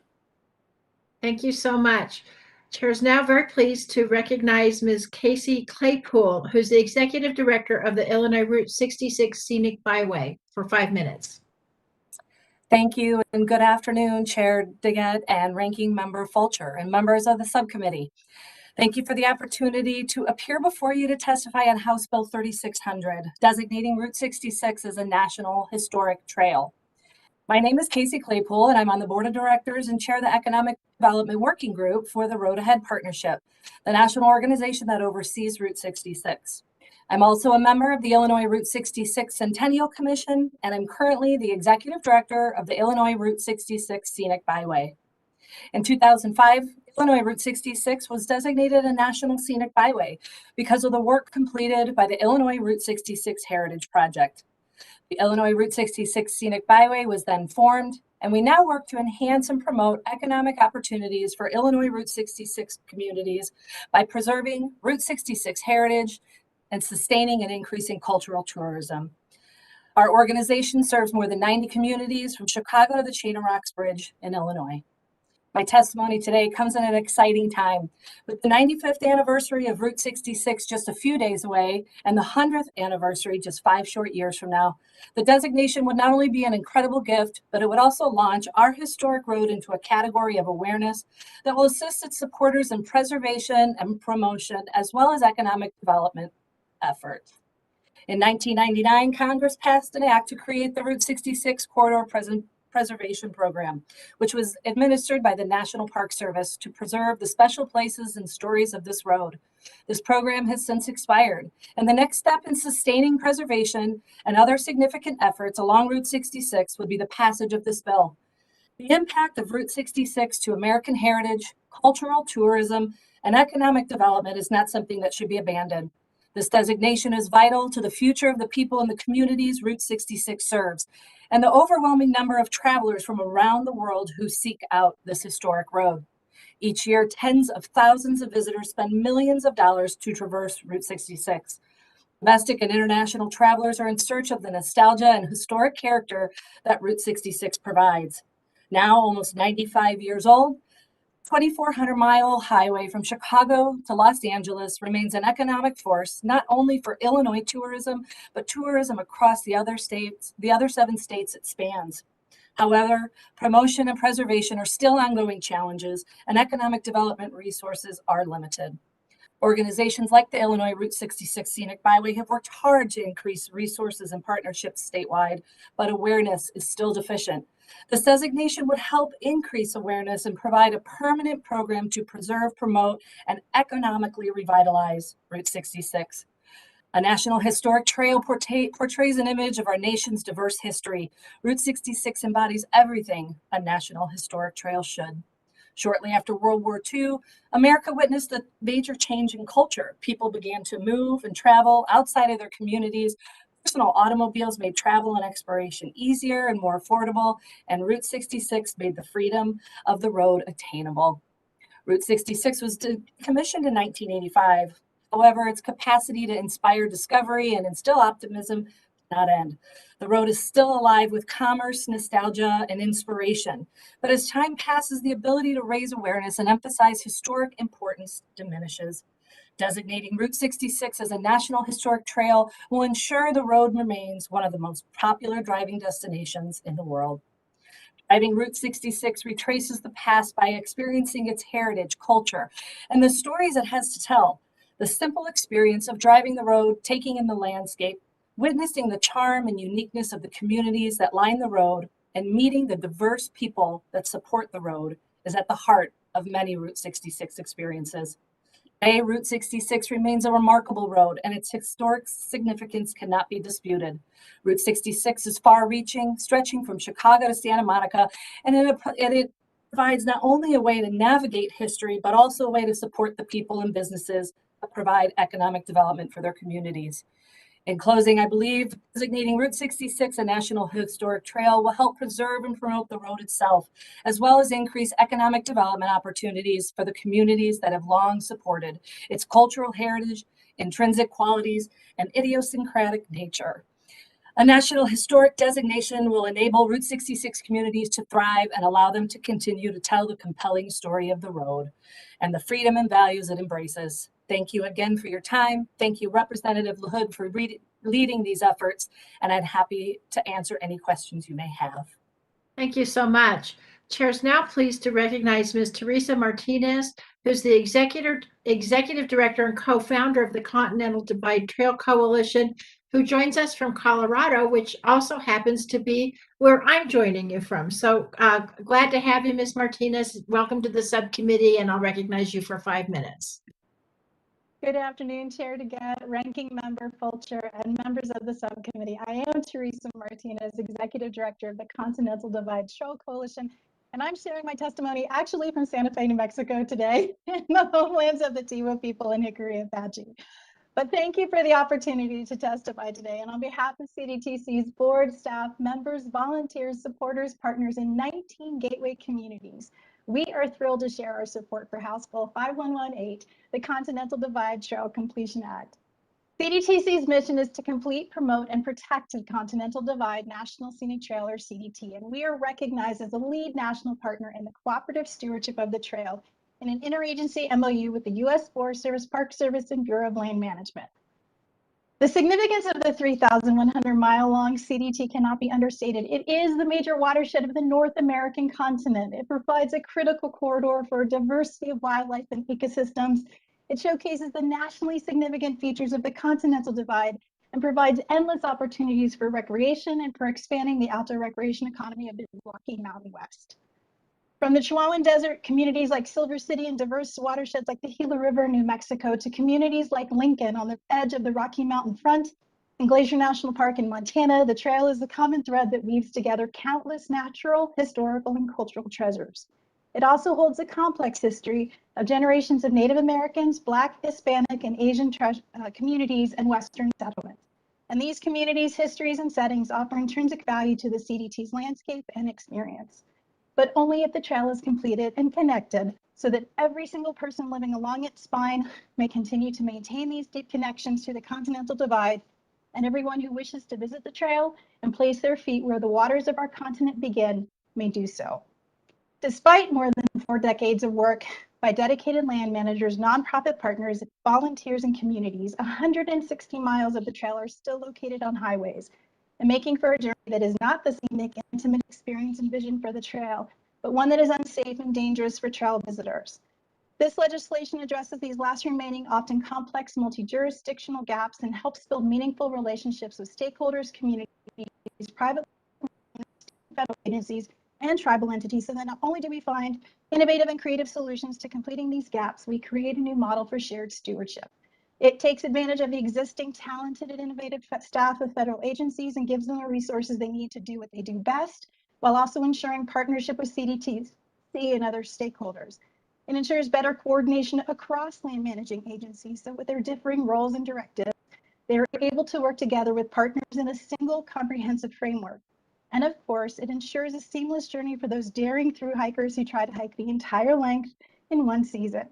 This legislation sustains the momentum and excitement of our recent project progress, which in the last 10 years has seen completion move from 64 to 95% complete, and that trail completion is done the right way without the use of eminent domain, a tool that contradicts the cooperative stewardship approach that CDTC embraces. Completing the CDT invests in the outdoor recreation economy that is crucial for Rocky Mountain Western communities, because as travel visitors spend money in towns, it leads to job growth, business growth, and helps inspire revitalization of historic downtowns like in Anaconda, Montana. It benefits public health, as in Cuba, New Mexico, where the town sidewalks and trails are linked to the CDT so community members can engage safely in physical activity that decreases chances of preventable diseases. It cultivates the next generation of land and water stewards and youth conservation corps by creating more opportunities for youth of all backgrounds to develop professional skills. Completion of the CDT is making good on the promise Congress made over 4 decades ago to the American public when you designated the trail. It will ensure a safer, nationally significant, and more enjoyable experience for all to access the natural, historical, and cultural features that can be found along the trail. It will demonstrate that stewardship of the public lands is also an investment in the communities that depend on them. And last but not least, this legislation has the opportunity to define and demonstrate a new model for shared stewardship that is implemented in a more equitable and just way, and not just for the CDT, but across all of our nation's trails, waters, forests, parks, and special places. Because completing the CDT is not just about closing the gaps. It's about realizing all the benefits that result from connecting the Continental Divide and the trail along its spine, and ensuring connections to one of the most important landscapes of the North American continent exists for future generations to come. Thank you for your time today, for your consideration of this important and historic piece of legislation, and I am happy to answer any questions. Thank you so much, Ms. Martinez, and thanks to everybody for your valuable testimony. I want to remind the members that the committee rule 3D imposes a 5-minute limit on questions, and the chair will now recognize any members for questions they might want to ask the witnesses. The chair will recognize herself now for 5 minutes. Ms. Martinez, the Continental Divide Trail, it's one of 3 trails that are often referred to as the Triple Crown of through hiking, the other 2 being the Appalachian Trail and the Pacific Crest Trail. Yet, as you testified, and as we've heard, the CDT is still pending completion in many areas. Can you just talk for a minute about the importance of completing this trail, not just because we want to complete one of the great through trails, but for the local economies? You gave a couple of examples. Wondering if you have any statistics to support that. Well, in terms of, for example, in your close to your district in Muddy Pass, there's the most dangerous section of the CDT that isn't complete right now, is just east of Steamboat Springs. So while people can come into Steamboat Springs and enjoy this incredible array of various different things, everything from ATVing and fishing and hunting to actually hiking on the CDT, the actual CDT experience is a highway, a 2-lane highway with semis and everything else. So you couldn't put a family on there to hike, or even on bikes, or even with horses or stock. So the potential for not completing it is dangerous. It is not scenic. And then the communities themselves, and Steamboat, for example, is a designated gateway community of the CDT. So it actually is looking to harness the outdoor rec economy that could be produced by the CDT. It can't do that. And so it's waiting for that completion. Now, Ms. Watts testified that we're trying to get to the 50-year goal, but she testified there's some difficulty in acquiring the rest of the land. Do you think that with a diligent effort that could happen by the 50-year anniversary? I want to say yes. Okay. That's the goal, right? Oh, and I'll say that this is the thing. Between the Forest Service, Park Service, and BLM, and CDTC, and all the other partners, we have an incredible partnership. Last year, CDTC alone only received $165,000 of federal funding, but we produced $1.69 or $63 million back to the American public on behalf of the CDT.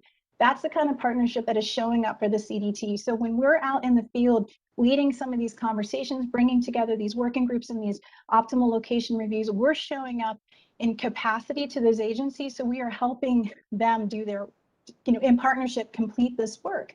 But what they need the support for, I just have to share, is that ability to do the appraisal. So when we actually do have a willing seller who's willing to move a piece of land, they don't have to wait 5 years for us to find federal funding. We can actually get it in the pipe, get the appraisals done immediately and quickly. And so in that sense, we're already supporting the work that the agencies are doing. They just need the resources to do it better. Thank you. Mr. Finnerty, you testified to the many values of the watershed and protection, and what protections would mean for fish, wildlife, and recreation, and so on. We also heard opposition to this proposal. And I've been working for a long time on a similar large bill, multi-state bill. One of my colleagues referred to it. It's HR 803, the Protect America's Wilderness Act. And when we look at these different values, we do have to take local considerations into, obviously, local considerations, the views of local elected officials into consideration. And so I understand the sensitivities, but I'm wondering, but I also think that there's strong other values that that take place. I'm wondering if you can talk about some of the opposition that you've heard today and what the competing values are, and maybe you can shed a light on that. Yes, thank you so much for that question, Chair DeGette. The support for this really here in Southwest Oregon was unprecedented. I participated in all of the public meetings, and I got a chance to see the tribal members, the school children, the other fishing and hunting guides, the business owners, you know, the folks that own hotels and restaurants and gas stations here in Southwest Oregon, all come to these meetings to voice their support. Here in Southwest Oregon, we have really grown a very strong recreational and tourism economy. And the threat of a nickel mine in the headwaters of these streams and these iconic rivers is clearly not the greatest value. You know, and I've read the bill a number of times. It's 2 pages. It specifically says that it's only going to prevent mining without valid existing rights. And it's not going to stop timber harvest. It's not going to stop any kind of management. It's not going to stop any efforts to deal with fuel reductions for fires.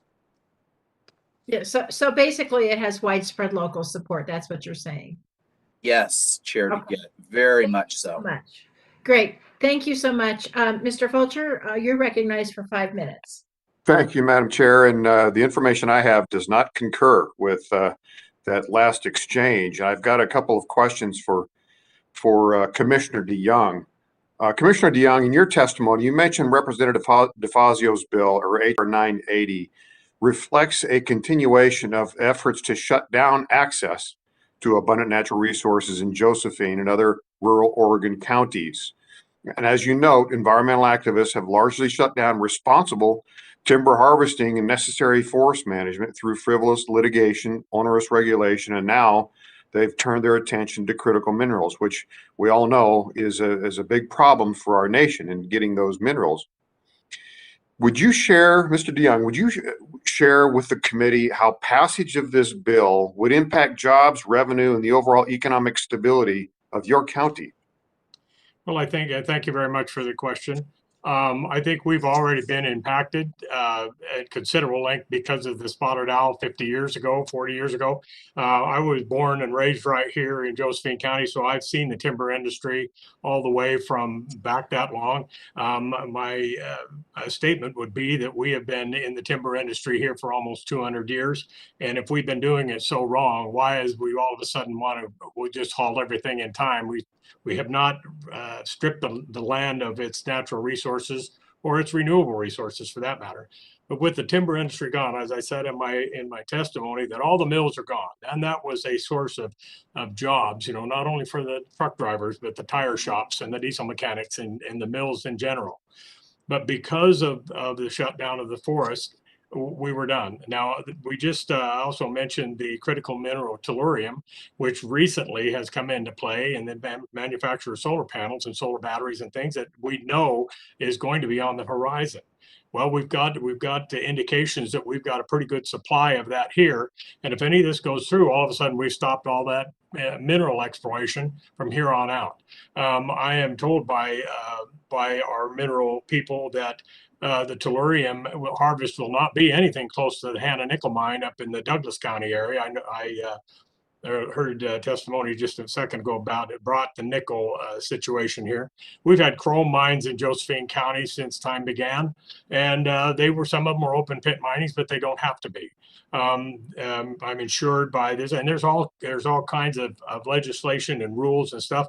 These mines don't just pop up and say we're going to start digging. There's a whole plethora of things they need to go through in order to get permission to drill, or to drill, dig, whatever they're going to do to harvest these minerals. I just don't want to start at square one and shut it off before we even know what the potential is here. I can go through a number of different things that the forest system did for us. First off, closing all the roads formerly used for logging.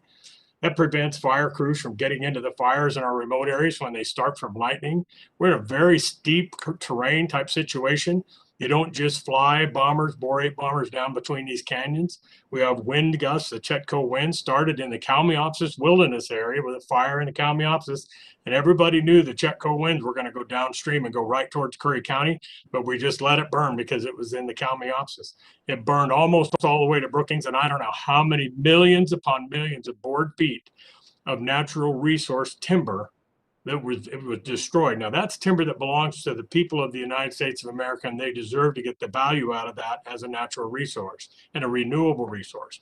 But they were slighted that. And then when we went to do salvage logging, we were only allowed to salvage log in Curry County roughly 2 to 3% of the burned logs. The rest of them are now standing there, and after 2 years, they're absolutely useless. You get no bids on that timber for black timber after 2 years. The environmental assessment takes 18 months.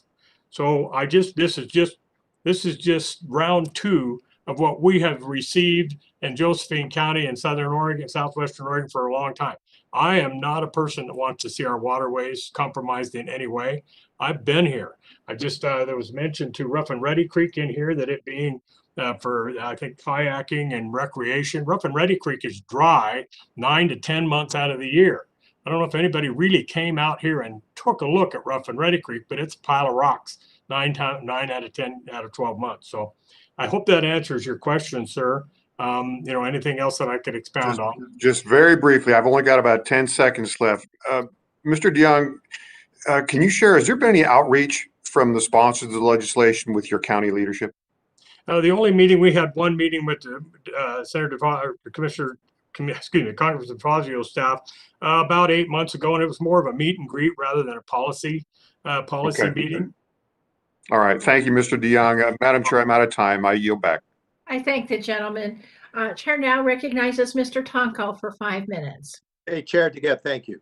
I'm proud to represent the Capital Region of New York, where rich natural and cultural heritage markers such as the Erie Canalway Bike Path or the historic Hudson River create a deep sense of place while boosting local economies. Mr. Redding, how does heritage preservation create jobs that revitalize local economies? I appreciate the opportunity to answer that question. It's a fantastic question. Particular to HR 4494, which we're here to discuss today, with respect to that, there are amazing jobs created in historic trades themselves. We don't have nearly enough historic tradespeople in the country able to do this kind of work, and so this training center provides for that. These are good paying jobs. They can't be outsourced. And there is really a dearth of contractors able to do a lot of this work. So it creates a tremendous amount of jobs in the historic trades field. But then, of course, beyond that, it's the people visiting these places. The economic impact of national park units and trail systems across the country are profound. I'd end with saying heritage tourists spend more and stay longer than any other category of tourists. So they're the most sought after. But you have to have places for them to visit, and you have to maintain those places, and that's what our bill does. Thank you so much. And Mr. Finnerty, as you note in your testimony, fishing generates some $25 million in economic activity each year for the Wild Rivers Coast, one of our nation's last best salmon and steelhead strongholds. Clearly, the fishery is not only a threatened ecosystem, but also a treasured piece of our American fishing heritage. How do the effects of climate change threaten this heritage as well as local economies around the watershed? Yes, thank you so much for that question, Congressman.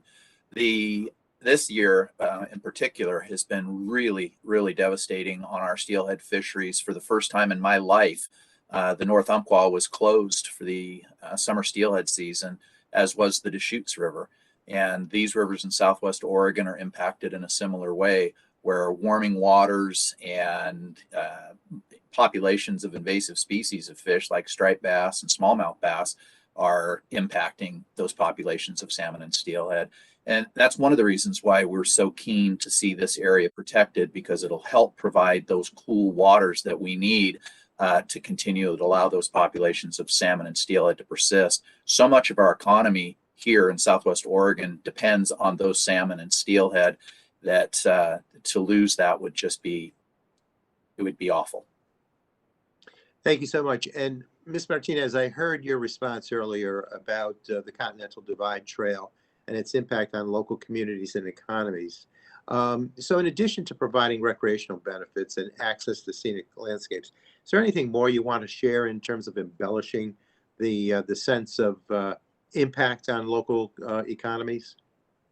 Yes, and we are just now starting to do economic research with our gateway community. So we work very closely with 19 communities all up and down the Continental Divide Trail, from Silver City, New Mexico, all the way up to Lincoln, Montana. Helena, Montana is one of those. And they are definitely, when we talk to small business owners, 98% of them, first of all, tell you that they want to see the CDT completed. And then almost 87% of them have seen impact from through hikers and also just in general, hikers and folks visiting to come see the CDT. In this year, we just conducted an economic survey in Colorado of people who came and visited the Continental Divide for various things, whether they knew they were on the CDT or not, whether it was just an accidental hike.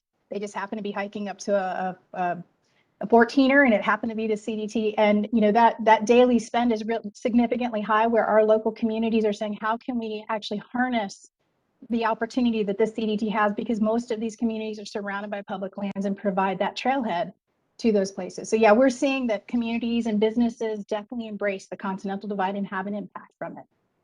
Well, that's great. These platforms are so very essential and obviously embolden the spirit of community and the economic growth from it. So I thank you, and thank you, Chair, for holding this hearing on legislation to strengthen and preserve our natural heritage for the benefit of local communities and economies for generations to come. And if we can strengthen that tool in our toolkit, all the better. So with that, I yield back. I thank the gentleman. Mr. Tiffany, you're now recognized for 5 minutes. Yeah, Madam Chair, can you hear me okay? I surely can. Okay, terrific. Thank you.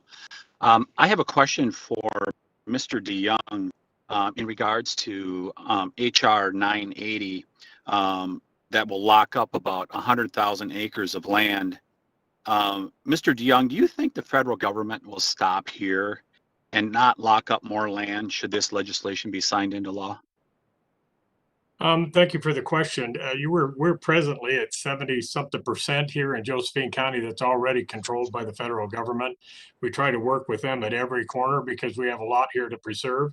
But as I said before, the devastation of the forest management in our area and the impact on the economic value it cuts so deep. I think I can if I just were to put something in perspective, before the spotted owl and we were on timber receipts in just did some history in the 1974-75 budget.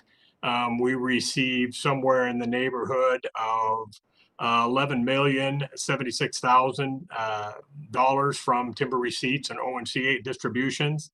That in today's dollars, at the county level, in today's dollars, that would be $56,474,000, approximately 1/3 of our total budget here in Josephine County.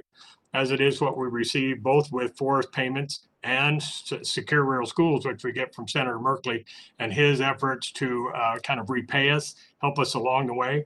In 2020 through 2021, we received roughly $3.7 million total, which actually comes out to 2.2% of our budget. So you can see that the timber situation went us from 34% of our budget to 2.2%.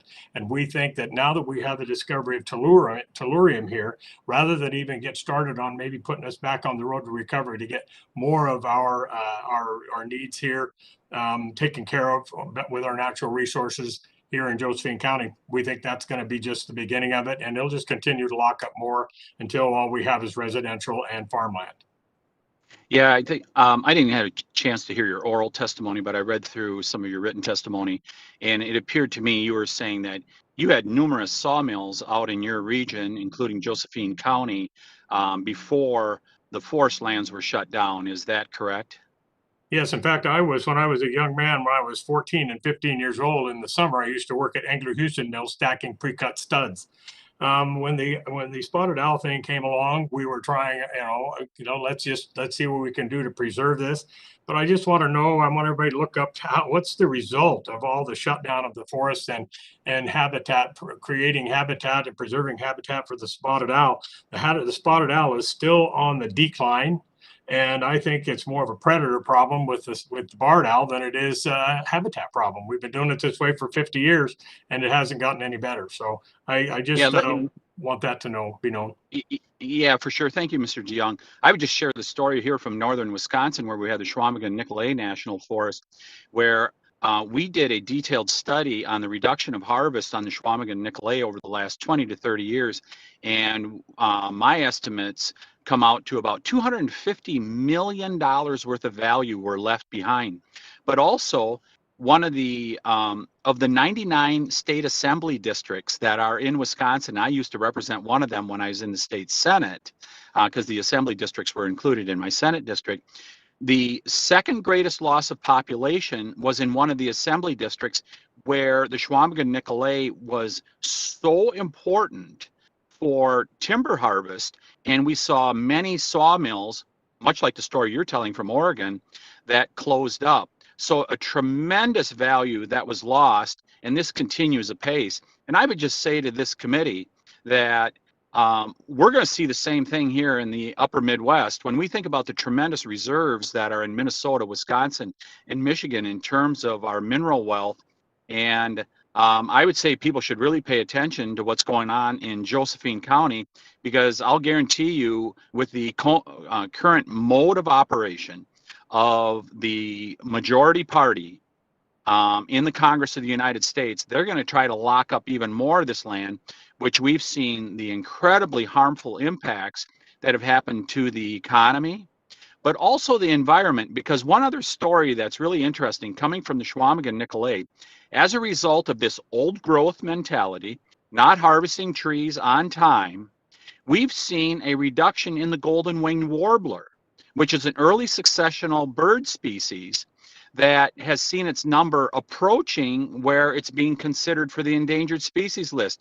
And that's because it does not have good habitat anymore because of this preference for moving to old growth rather than having a good reasoned schedule that was used for decades to manage our forests here in America, including our national forests, and that's all went by the wayside. And I would just close with this. Stephanie, your time has expired.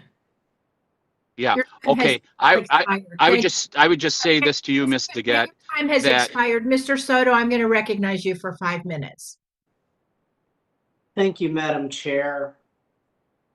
And thank you to you, Mr. Wallace, for being here today. First of all, I want to help paint a picture a little bit here. How critical is the Kissimmee River watershed to the Florida aquifer and our water supply? Thank you, Congressman. I don't think we can overstate the criticality of the Florida aquifer and its relationship to Kissimmee River. Our geology and our limestone base simply means that having surface water through our normal restoration channels is critical for the protection and security of most of Central Florida's drinking water with the Floridian aquifer.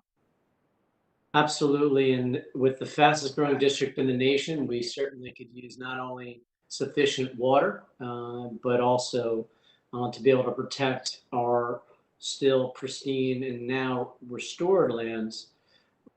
Give us an idea of the kind of recreation and tourism effects of the Kissimmee River and the Kissimmee River watershed that the Nature Conservancy has a main conservation piece of.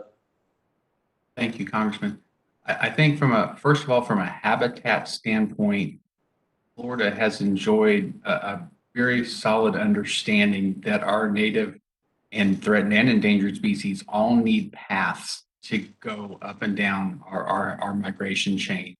And the restoration of the Kissimmee River has been an invaluable tool down the spine of the center of the state of Florida for providing that migratory pattern for everything that we are working to preserve and protect. And on our Disney Wilderness Preserve, we have helped maintain and grow the habitat for the threatened and endangered scrub jay, as you mentioned in your opening comment. Keeping this land in its natural setting and getting it back to a more natural setting and provide all of that habitat. In terms of recreation, sir, it is boundless, as you well know from your kayak trip on the Kissimmee. As a person myself who has spent a great deal of time on the Kissimmee, the bird watching, the fishing, and also, if I may say, Congressman, the compatibility with agriculture in many cases out here has been a very valuable tool, along with the other kind of offshoot thing that we don't always get to talk about, but we do have a very large military installation on the banks of the Kissimmee River, and allowing the Kissimmee River restoration to maintain and grow has allowed buffering for the Avon Park bombing range to continue to allow for a very successful training program at that military installation near the Kissimmee. And I'm glad you mentioned Avon Park Air Force Base. I got the opportunity to go down there, speak with the head colonel in charge. And in addition to being a bombing range, its 100,000 acres are tasked by the federal government to help with endangered species. At first, it seems incompatible until you realize it's just a small area that's a bombing range. And the many other, literally tens of thousands of acres, are really pristine. So I'm proud that our Air Force does support this and is consistent with the mission there. And then the local ranchers, we know for years our local ranchers have been some of the best conservationists, owning large swaths of land with a low intensive type of agriculture, cattle grazing on grass. How important is it for local water supply for ranchers, and how compatible is ranching with the area around the Kissimmee River? Well, Congressman, if I may say, just last week, the Nature Conservancy announced another partnership with the Ravenswood Ranch in your district, helping use REPI funds from the Department of Defense, because we feel so strongly that having a low intensive ag operation is so compatible with the natural environment. And quite frankly, sir, having pasture grazing operations done on this property is perhaps one of the most beneficial to our surface water recharge areas, which are so critical for that part of the world. And so I hope you'll always find us, showing how compatible ag and conservation can be with protection. I'm glad you helped me paint that picture. Members, this area is flanked by both conservation lands and major ranching operations. Our ranchers have helped with conserving this. In fact, the Nature Conservancy's land, which I've hiked on dozens of times, as well as the rivers over there, gotten to kayak on, are part of our big champions on this. So what we're really trying to prevent is giant condos and urban sprawl going miles south of the urban corridor. But conservation, recreation, agriculture, definitely here to stay, and I yield back. I think the gentleman chair now recognizes Mr. Moore for 5 minutes.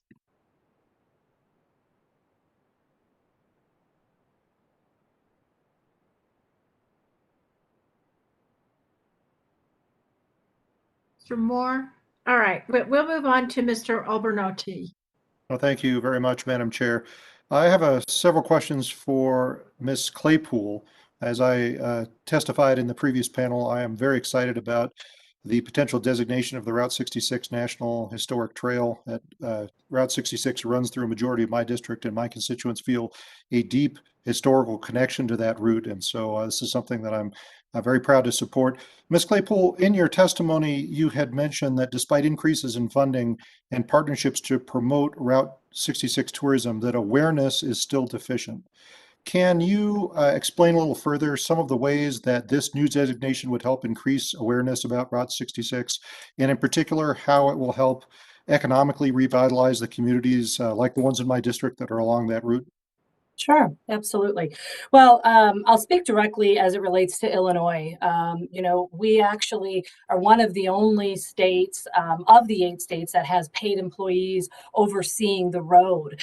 Most of the other organizations are all volunteer, and to be able to have someone that sole job is to promote the road becomes very difficult. I know here in Illinois, I work tirelessly to reach out to our tourism offices and make sure that we are providing them all the resources they need to share what Route 66 can do for their community. I see that a national designation would, like many of the other national historic trails, it just brings a level of awareness that is just not out there right now. I started with this organization a couple years ago, and I'll be very honest with you, it wasn't, I didn't hear about Route 66, like we should. The history that this road has is something that no other road can offer.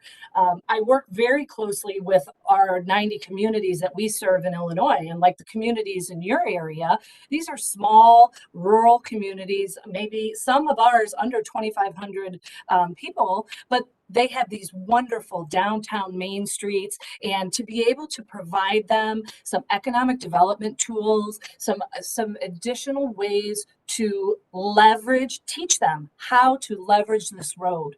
We have I'm so happy to say we have so many amazing communities in Illinois that see this. They see the potential. They want our help. We just need a little more help being able to get them the tools that they need.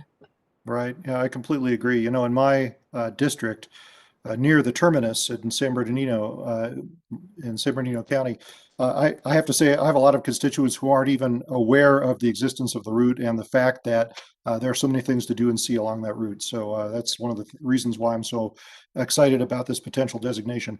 Continuing along that line of questioning, can you talk about some of the partnerships that you've had success with in preserving the route and promoting awareness of the route?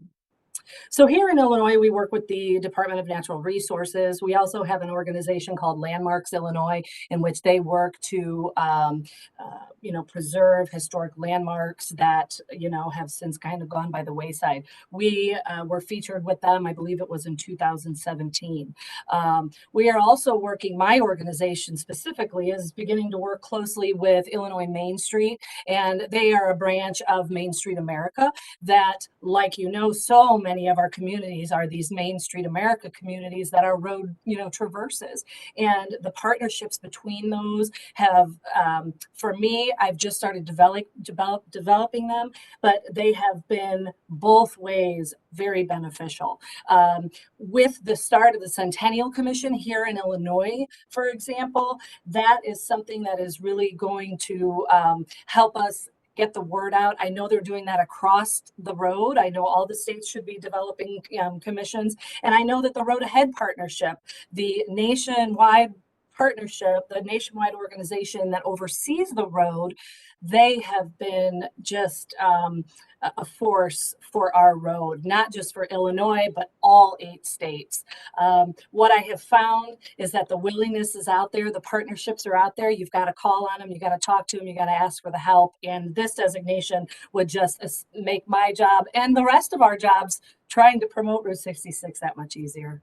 Right. Well, thank you for the testimony. And Sure. certainly we have a lot of local organizations here in California that would love to join in the fight should this Great. designation become law.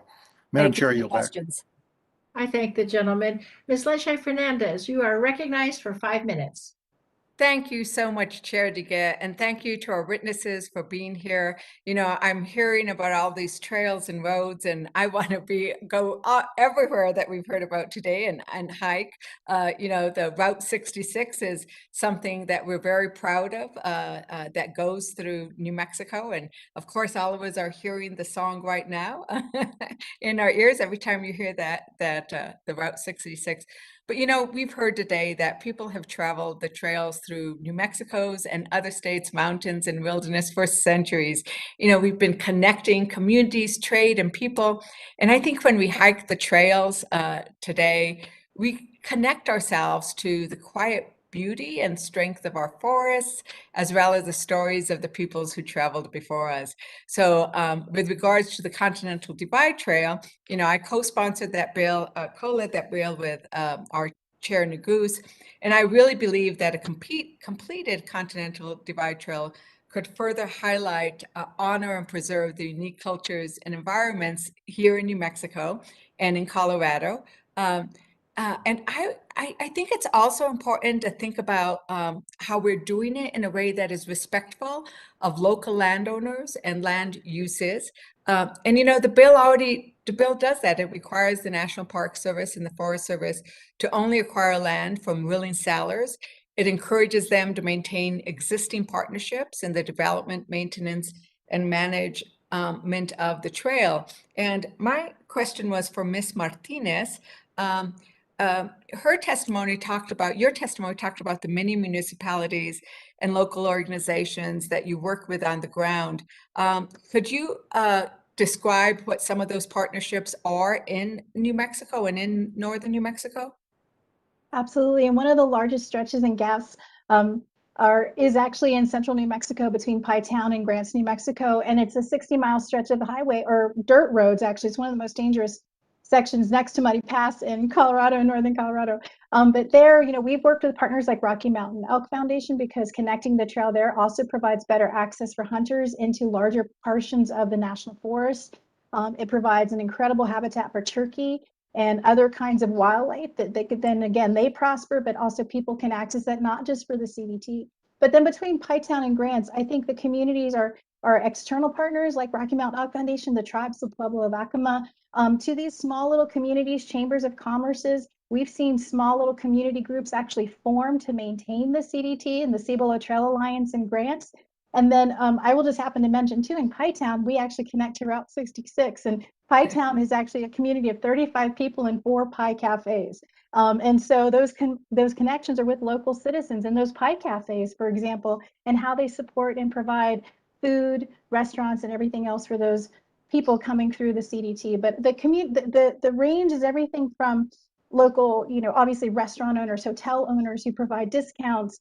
It's chambers, it's community groups, it's bike shops, it's all the different things. And what we're finding is people are understanding that many of these communities are transitional economies, right? They're moving from mining, they're moving from logging into an outdoor recreation economy. And they see the benefit of a small thing like the CDT, which is a part of a larger asset of things. And it brings together school groups, church groups. I mean, it cuts across all the different fabrics of the communities there that are very tight knit. And so the partnerships are unending.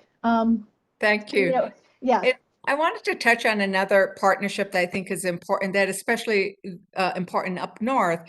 You know, I recently introduced the Land Grant Mercedes Traditional Use Recognition and Consultation Act, and that's intended to provide greater consultation between the federal agencies and the governing bodies and community users of the land grants in New Mexico, which, as we know, are also historic.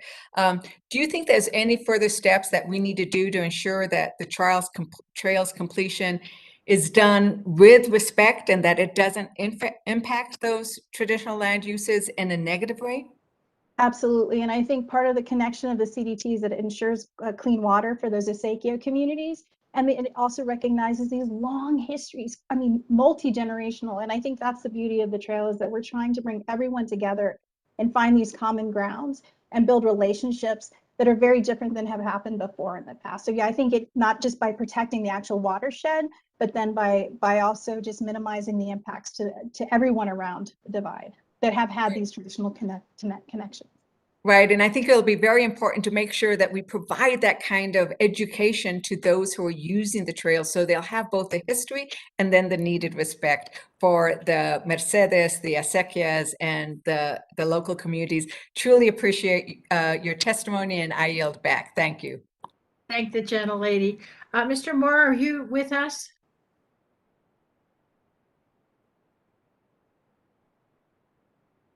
Okay, we're going to move to Mr. Benz then. Thank you, Madam Chair. And I just have a couple of questions for Commissioner DeYoung. Commissioner, there seems to be some confusion over what your community thinks about this. Though we've been told by Mr. Finnerty that there's broad acceptance and support for the withdrawal, and we're hearing from you that there isn't. Which is it?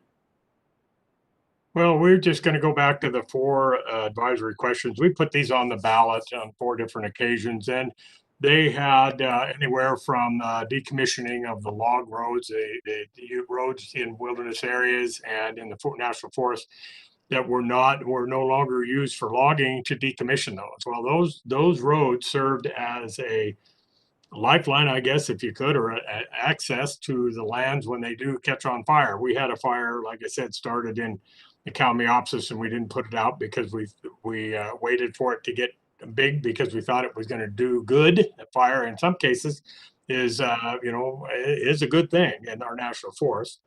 But this thing got out of control real fast, and we had just recently the Slater fire that came over from Happy Camp and threatened the whole community of Cave Junction. They completely evacuated the small community of Tequilma. When the fire was finally put out, we wanted to get in there and salvage log and create a safety corridor for that road that goes across from the Rogue Valley to Happy Camp. And that was met with environmental concerns. Our U.S. Forest Service gentleman, Scott Blower, he put together a safety corridor and logged that. And boy, did he catch it, because he didn't have the proper EA, which would have taken 18 months. And by the time 18 months rolls around, standing burn timber no longer has any value. You won't get a bid on it. So then it becomes the matchsticks for further fires. Like I said, just going back to the four ballot measures we had, and these weren't the local Daily Courier polls. These were actual advisory questions of our electorate, of our elected voters, and they all came back in the 80-20, 70-30 range. Please don't do any of this, which was just basically cutting everything off. And thank you for that. And let me just ask: has a study been done on this 100,000 acres of what minerals are within it that you're aware of? We're just getting started on that with the local company that we have here. They have just they've been digging around for quite some time. We, in fact, as Josephine County, we allow them to do some exploring on one of our timber holdings. They're out there exploring right now. They've got some other sites, and I don't know if they've been out in that Cave Junction area and the area along the Rough and Ready Creek. That area, I don't know how far out they've been reaching. So the short answer is we don't know what's out there. No, sir, not on that particular section of ground. I'd like to follow up if I find to the contrary. That would be good. And with that, Madam Chair, I yield back. Thank you so much. Mr. Moore, welcome back, and you're recognized for 5 minutes. Thank you. I apologize. Miss Bennett, my questions are for Miss Bennett from Trails, Utah. I appreciate your testimony, and it's always nice to for the garble. Oh, trust me. Let those without the first, with no sin, cast the first stone. I was proud to sponsor the Bonneville Shoreline Trail Advancement Act. Obviously, Congressman John Curtis is a strong focus. He's relentless at the things that he believes in, and really excited to be able to jump on his legislation. One aspect of the bill that I particularly appreciate is the strong local support that we have here in Utah for this. For my colleagues on the committee, can you just name a few of the coalition groups and some of the key stakeholders that are very supportive and excited about this? Well, beyond the grassroots groups along the Wasatch Front, we've got Draper City, the city of Alpine, We've got the governor of the state of Utah. And then we have a lot of local groups, the Harriman Trails Alliance in the southern part of the valley, the Draper City Trails folks, the Bonneville Shoreline Trail Committee, Trails Utah. We have a really good coalition of people who are oriented towards outdoor recreation, and the mayors and elected officials of the municipalities and counties that have the Bonneville Shoreline Trail in their jurisdictions. The trust for public land, and I'll also highlight the Mountain Biking Association, which is something you mentioned a lot, which my nephews that are on mountain biking teams in high school very much appreciated. It's a growing need, and honestly couldn't think of a better thing for our youth to be able to get outdoors a little bit more. So there's a lot of local support, makes it easy to support this type of stuff at the federal level. How do you expect enactment of this bill? So moving a little bit to visitation, how do you expect enactment to affect visitation? Well, I think, this bill is going to allow for portions of the trail to become connected, and will further establish the Bonneville Shoreline Trail really as the most important regional trail in northern Utah. I think as such, it will be an attraction for, those people who are traveling to the state to experience our trails. Mountain bikers, we have a huge number, thousands and thousands of people that travel to our state with their mountain bikes each year. And I think once we get some of that really regional connectivity, it will be very enticing for biking and hiking tourists around the country to come visit. I think the economic output it's an easy thing to support. It's an easy thing to encourage, but outside of that, outside of the economic output, as you kind of close, and this will be my last question, can you just share what other types of positive outcomes and benefits that this recreational opportunity will have on individuals and communities? One of the corollaries I like to draw with trails is that trails very much function as sort of a front porch for us in this day and age. We don't sit out in our front porches in our neighborhoods much anymore. Everybody's too busy. But when you have access to those local trails, it's really where you get to run into your neighbors with their kids, with their dogs. Trails really help foster a sense of community. And in Utah, we always tout the benefit of trails for our tourism economy. But really, I think what we're finding increasingly is that trails really help bolster communities, keeps people fit and active and healthy, and we can all use more of that. We saw through the pandemic, it just increased appetite for getting outdoors, and the overall effect that it has on our mental well-being and overall wellness. And you're right, we're not finding ways to connect as community as much, right? Everything's getting delivered to our homes. Screens are, we're not even going to movie theaters as much as we need to be. And this is a unique way and a positive way to sort of to make that and kind of promote that. So thank you. And Madam Chair, I will yield back none of the time that I don't have. Thank you. And Thanks, Ms. Bent. Mr. Moore, I just have to agree with you and the witness too. We saw the same thing in Colorado with so much increased use of all of our trails and outdoor spaces. It really is important. I want to thank all of the witnesses for their valuable testimony, and I want to thank the members for their questions. I'll tell you, this was a really big romp through all of the opportunities we have nationwide of protecting these important and unique areas, both for the economy and for people to use them and all that. I'm just delighted that Mr. Neguse asked me to step in today. I think the most important thing that we learned during this hearing, though, is there's a place called Pie Town that has 4 pie cafes. And I will suggest to Chairman Grijalva, we might need to have a bipartisan committee investigation of that place. On a serious note, the members of the committee might have some additional questions for our witnesses. We will ask you to respond to those in writing. Under Committee Rule 3.0, members of the committee must submit witness questions within 3 business days following the hearing, and the hearing record will be held open for 10 business days for those responses. If we have no other business, thanks again, and without objection, the subcommittee stands adjourned.